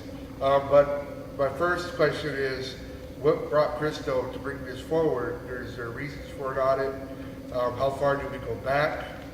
And if there's anybody in this association or this neighborhood asking for an audit, those people's questions have to be taken seriously. That's just because if there's reason to question somebody's integrity, that has to be addressed first. I've heard things, I've read things, and I would just like to know why this is even being brought up. That way we have a clear picture of why we're even bringing this up. Can we do that? Can we start there? Robert? So I've been watching the LNA kind of handle money and produce reports where they don't even write the name of the company they're writing checks to. They have absolutely no agreements written of any kind when they have expenditures that can be as high as $1,000. I think that kind of history over the last 5 years is probably where a lot of the community says, what's going on? And yes, I absolutely agree with what you're saying. There's not a huge amount of money we're talking about, but I think that in the people I've talked to, when we talk about this, it's more a matter of like, to put a system in place to educate how money should be handled through the board so that the little bit of money is more effectively managed, and maybe that creates a position where we can get more money from the city and the community to do more work in the community. But as I've worked on the Lents Fair, there's oftentimes I run into this problem where businesses don't want money to go to the LNA. And they're very clear, like, you're not giving it to the LNA, right? And I'm like, what's the problem? And the problem is they're like, well, we just don't think they handle money well. And so doing something, and I think that's what Krista said at the last board meeting, is like this, something on the scale of audit, and I respect very much you having a like practical, like, this is what an audit means, because this body really needed that clarification. But I think doing something of that direction does exactly what Krista mentions. It restores trust from the community and the organization. It sets, like, this is how you should handle these things. This is some of the base expectations on the reports that you write, and you should have agreements for things. Eric, and then Sabina. I get two parts to this. What people are talking that it's not a lot of money. But when you talked about a neighborhood who a gentleman was just standing up saying rent was $400, $400 times 12 is not a lot of money to a lot of people, but it is to this neighborhood. So let's keep that into context when we're talking about not a lot of money. The second part of it is we just had the minutes, and we kind of rushed through approving minutes to put stuff behind us and start anew, so to speak. Well, if we're going to start anew, we need to start anew from the ground up. And I think along with that is the mishandlement, or at least the accountability. If we're doing the minutes and we're making notes and we're just kind of pushing through it, okay, I'm cool. Let's not live in the past. But if we're not going to live in the past, let's start with a clean slate, and that's what the people are asking for, I think. I'd like to say something. So for me as chair, I also see it as an educational tool. Many of us are brand new on the board, and, being the chair of an organization carries certain responsibilities. And the reality is that I don't really have a complete picture of what I'm walking into. And I could be asked at any point about the way certain things are being handled, or the way we keep record of receipts, or and I just want to be able to answer that question. I just want to be able to know, as far as I see it, it's not meant to be a punitive action on anyone. I realize that people who have been on the board longer might feel scrutinized. I don't think it's like that at all, personally, because I think we're all just, we're all volunteers and we're all trying to do our best. And that might mean just learning from things that were maybe not done the way they were supposed to, or if everything's been done right, then great, then I will know, and Christo will know, and whoever else is on the board will know to keep doing those things that are good, and will also know to train the new people that are coming in. So that they know what to look for. A lot of this stuff we've all had to kind of figure it out on our own. There is no manual for joining the neighborhood association. And, you just kind of have to figure it out on your own, and it takes a long time. It's very time consuming. You don't know if you're doing the right thing, So it'd be great to know, kind of have a clear picture of our financial records. But that's just my opinion, speaking as a member. Thank you. So as a facilitator, so we have 3 minutes left until 9 o'clock. What I'd love to do is just to ask for agreement in terms of honoring, Jason, especially what you were talking about, of honoring our agreement to stick within the schedule. And would people like to continue this discussion, move towards greater clarity, and give it another 15 minutes, so until 9:15? Or would people rather call it a night and table this until the future? Could I get just a quick straw poll show of hands to add 15 minutes to the agenda?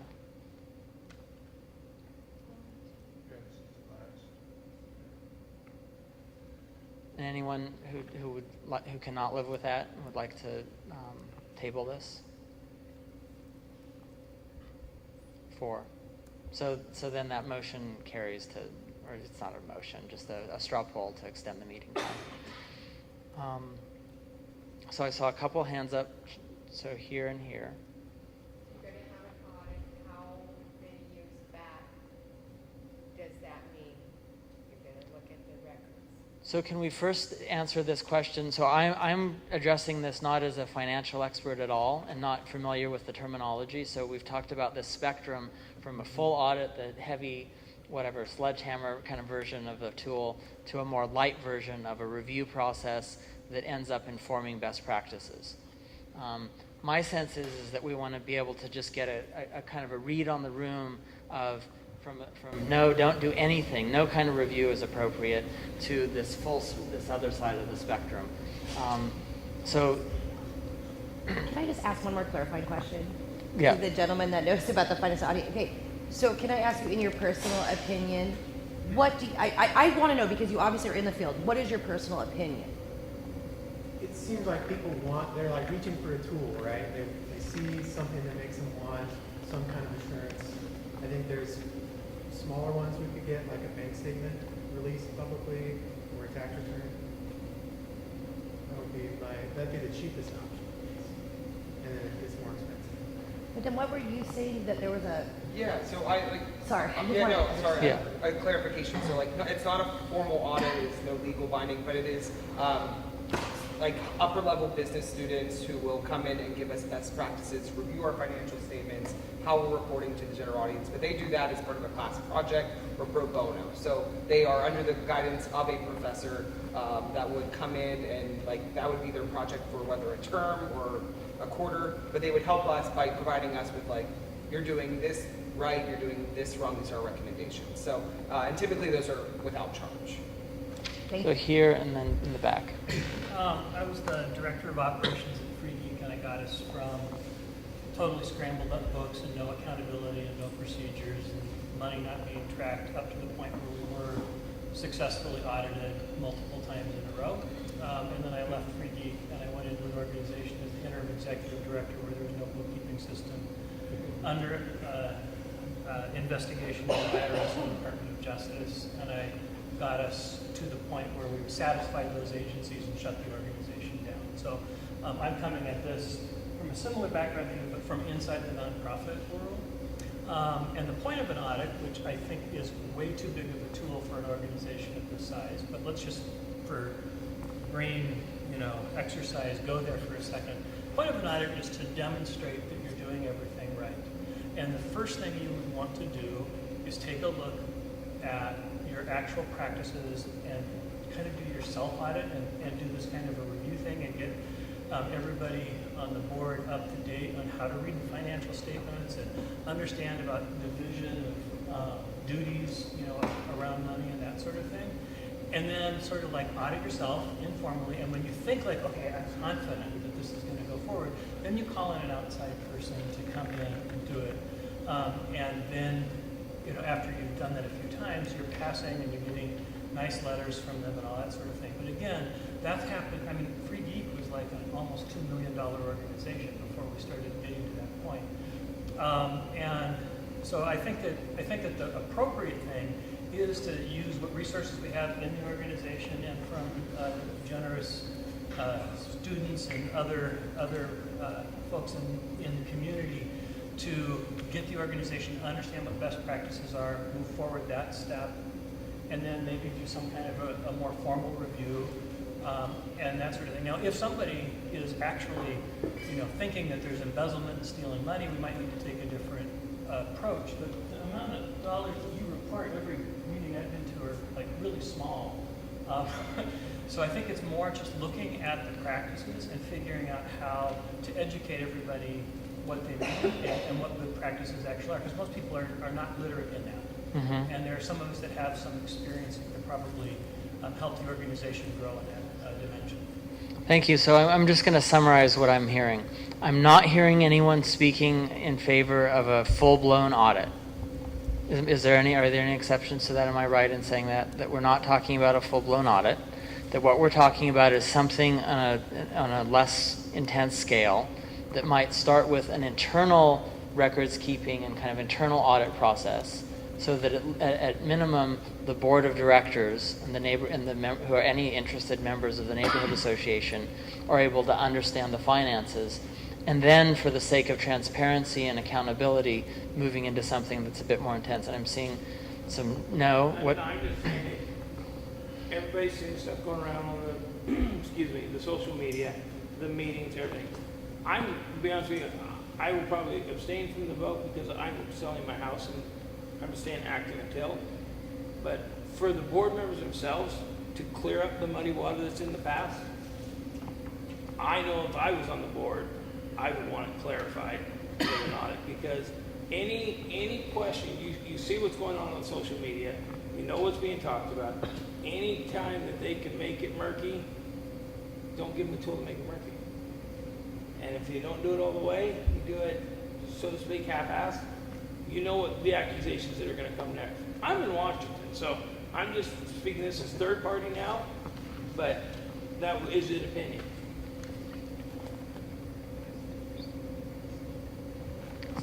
Can you want to speak to that? What are you trying to say? Motion to approve. Well, no, I'm just asking, like, what should the end of this discussion be? Do we want to have approval of the membership to go on with this process? Like, what do you think, what should the takeaway be tonight? Yes. So would it be possible for you guys to form a committee? Because you guys are super informed, and if you have the time, and it doesn't have to be you guys putting a lot of physical time. I mean, if you guys don't mind attaching yourselves to Christo and collaborating, because you guys have the professional opinion from inside and outside. I mean, that seems like a great move forward step. That. And just to clarify, you're referring to the people who have who do this professionally. Who know the lingo, have the experience. So if the finances of the neighborhood association are relatively simple, with a $3,000 annual budget, that if it's a matter of looking at bank statements and saying, are there transactions that have made? Did a check go to a contractor and there's no records in the minutes? Like, that's the kind of stuff that I'm imagining is at issue. It's not fraud and embezzlement, but that there may be records that aren't kept that are the responsibility of the entire board, not just the treasurer. And that we need to be able to understand the extent to which records are not being kept well, that we're not following best practices, and to be able to understand what those are so that we can rock it going into the future, and that we can have a sense of confidence, because there's if you've noticed, there's a lot of lack of confidence in the board of directors from the Lents Neighborhood Association.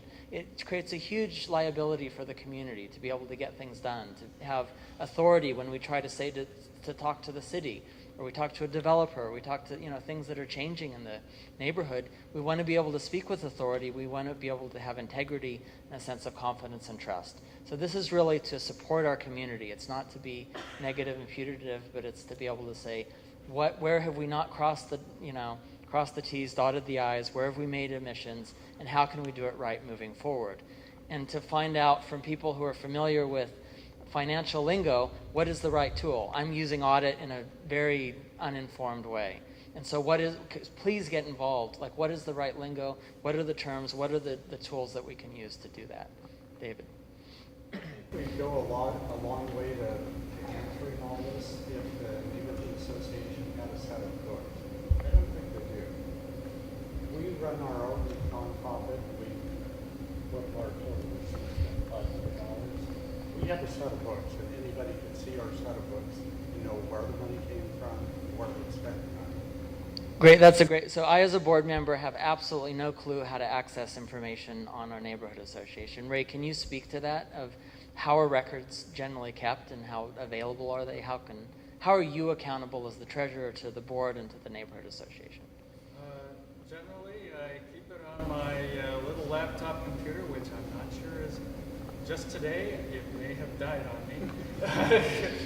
But and in an Excel spreadsheet.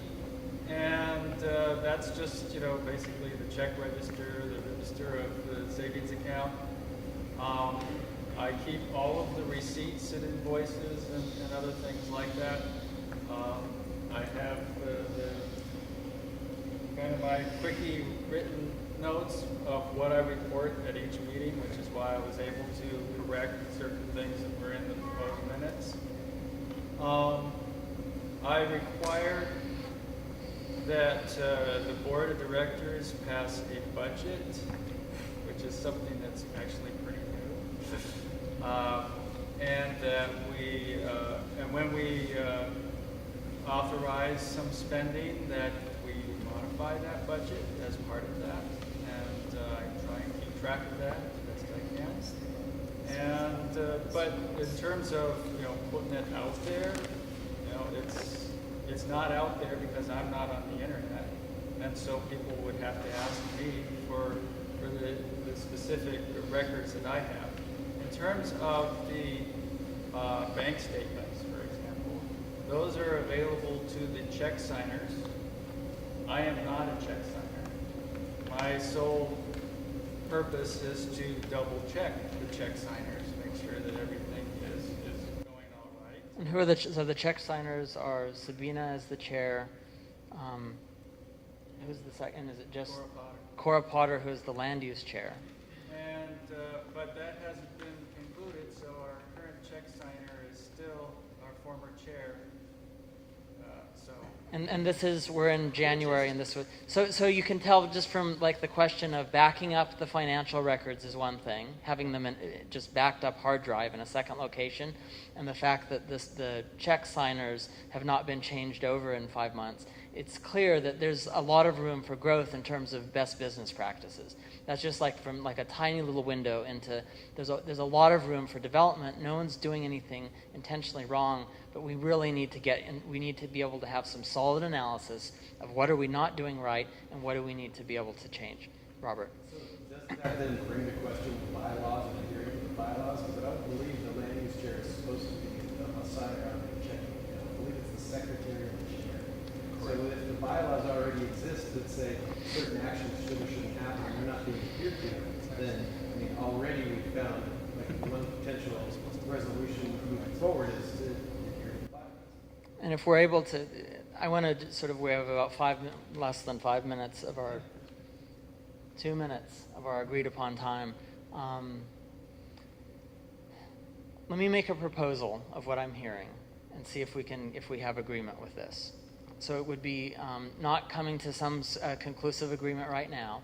It would be beginning with asking Ray as our treasurer to get the records together, to go back 1 year and to put together, these are all of the financial records. If you did have an audit, if you were filing taxes, if someone was looking at the records, what are they? To make sure that they're backed up, they're in at least 2 locations. So if your hard drive dies, hopefully it hasn't died right now. If your hard drive were to die, that's backed up, it's organized, it's in one place. To start there, get everything in one place. And then I would ask those of you who have experience performing, I'm going to call it at least reviews, to help us out, to form a committee and to engage with the process a little bit. And it might be able to be accomplished in a short amount of time, and to go through a review process of those records and to look for where there is room for improvement. Is there a sense of agreement, Char? Further than a year. What would you recommend? I would go back to the bank before they moved it into the credit union and find those records. I know it costs money. I don't know how much. In fact, as a nonprofit, the bank may give them to you. Mm-hmm. I don't know, but I would definitely try to go back to the former bank account. So let's say 1 year of records at the time. When was that bank? Way ago. The relationship with the bank before the credit union. I think it's coming up on 2 years now. Triple check. Okay. I kind of feel at this point it's becoming more of a witch hunt to try to find things wrong. I love the idea, how he suggested to move forward for best practice, because you guys are volunteers, you guys aren't financial So, experts. Would have been September 22nd, 2015. Okay. So I hear you're saying that this is a witch hunt, but I want to follow up with Char before you. So the idea of going back within 1 year, having 1 year of record. So from the time that the Lents Neighborhood Association was doing business with a particular bank, the name of which it was. The former bank? Yeah, the former bank. Wells Fargo. Wells Fargo. So when we had our account with Wells Fargo, asking for 1 year of records from that, and then moving forward with the credit union. What's our credit union? It's Unitas Community Credit Union. With Unitas. So 1 year of records from Wells Fargo up to current date with Unitas. And before I see a lot of hands going up, could I just sort of go through, we have to end the meeting unless we're going to have a motion from Jason. A motion that we table this for further discussion because we haven't agreed on anything. We haven't even talked about the conflict to get to the clarity. And so we have a lot more discussion, I think, to talk about. You're coming up with stuff. Personally, I have no personal opinion, but I do know how to walk in my truth. But in order for this group to walk in truth, we have to go through a process of figuring out the conflict to get to the clarity. And so I think that if we table this for further discussion, we can't just, a couple of guys just gave us some information. We have to think about that. You know, there's people that have more to say. And so I don't think we can move forward with any decisions on an audit. Just for clarification purposes, what do you mean when you say conflict?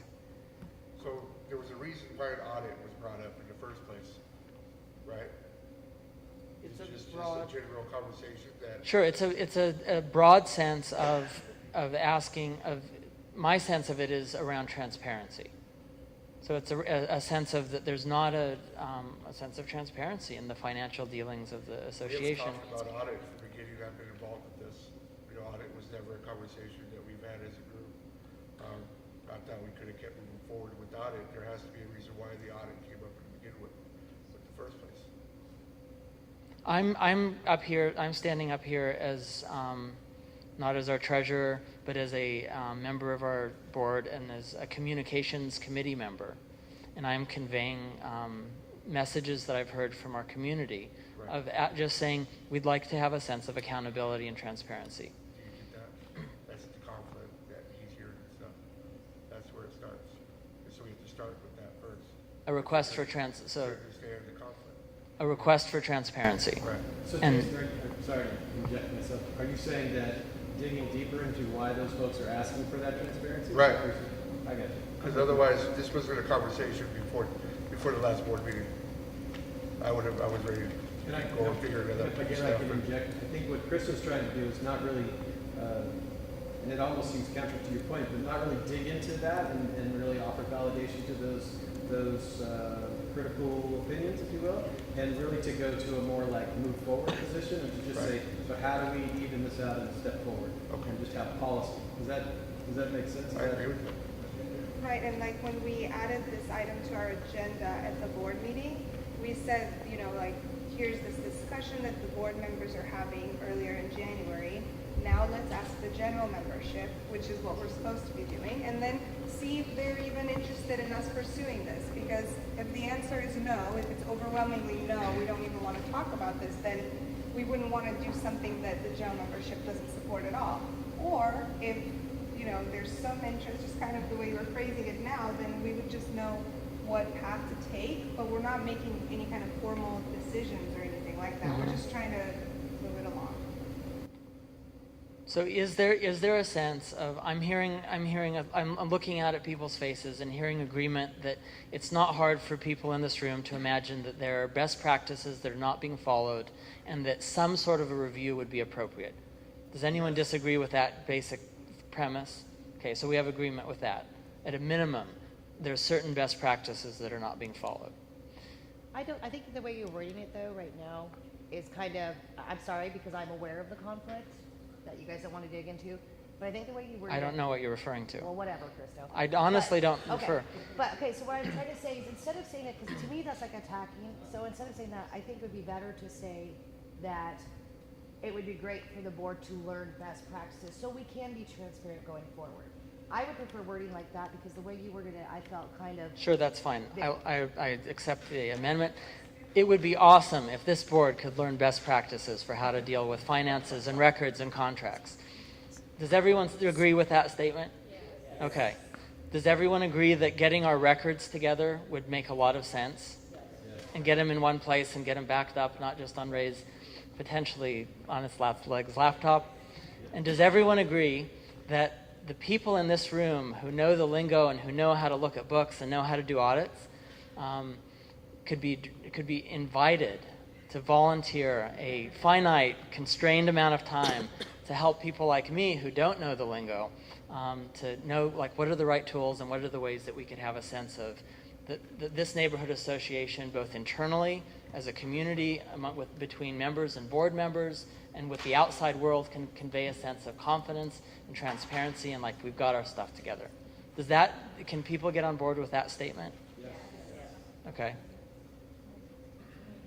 Yeah, so a vote. So all of those things that I just said, can we take a vote that what I'm asking you to do as a community, as the Lents Neighborhood Association, is to give direction to us as the board to proceed in those ways. And I'll say it once more. To get our books together internally, which is asking Ray as the treasurer to just organize all the files, which are probably organized well to begin with, maybe need a little bit of help.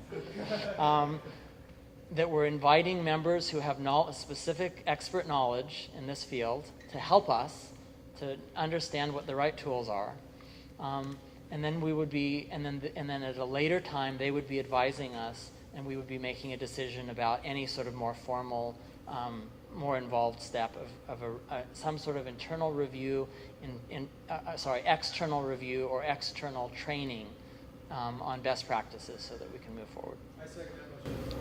I'd like to make a friendly amendment that we also look into providing pro bono help through various means.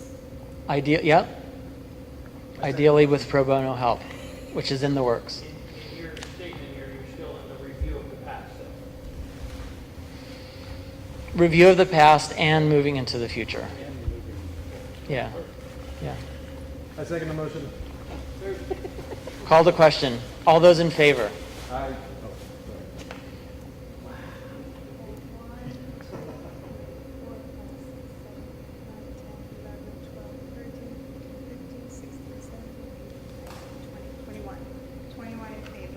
All those opposed? None opposed. All those abstaining? One abstaining. In your abstaining? I just didn't. Don't pressure her right now. If you want. It's all right. So 2 abstentions? Yeah, that's all. Did you raise your hand for yes or okay, so abstain? So that motion carries, and there's direction from the Lents Neighborhood Association for us to proceed in the noted ways. Thank you all. Okay, I think that brings us to the end. And what I like to do at the end is just kind of go through some of the major things that we discussed that night so that we can all walk away with a sense of closure, if nothing else. So at the top of the meeting, we discussed a possible code of conduct. We had a little group activity, and we came up with what are some behaviors that we want to not have as a community and what are some good ones that we want to see more of. Some things that stood out to me: talking to the person you have a concern with in person, don't assume evil intent, respect boundaries, and respecting that everyone is coming from a different place. We announced an at-large board member position that's open. Please email us your applications at lentsneighborhood@gmail by the end of February if you would like to be considered for this position. Nick Savi from Rose CDC came to talk to us about affordable housing. We are going to connect you with some of the materials he had, and you're welcome to send us any questions you have for Nick or contact him directly. We have a new secretary, Lacey Hamrin. She's already helping with taking notes, and she's going to assist with communication, such as sending emails to announce committee meetings, or following up after a meeting like this to say, hey, here's the handouts that you saw at the meeting. We attempted to go through approving minutes from past meetings, and we got through and approved August 22nd, September 26th, and October 24 general meetings. And we discussed what our committees are and encouraged people to get involved. All of that information is going to be made available on our website in the About Us section. You know, what the committees are, who the board members are. There's even pictures of them. And then we talked about a financial review or an audit, and I cannot repeat the motion that Christo made, but it was along the lines of getting our, records in order and getting some help with best practices, and then possibly forming a committee of professionals who could advise us and educate us. And then once that's done, seeing if there is a need for any further external reviews. I think that's all. Thank you everyone so much for coming, and thank you for being patient with us. Meeting adjourned.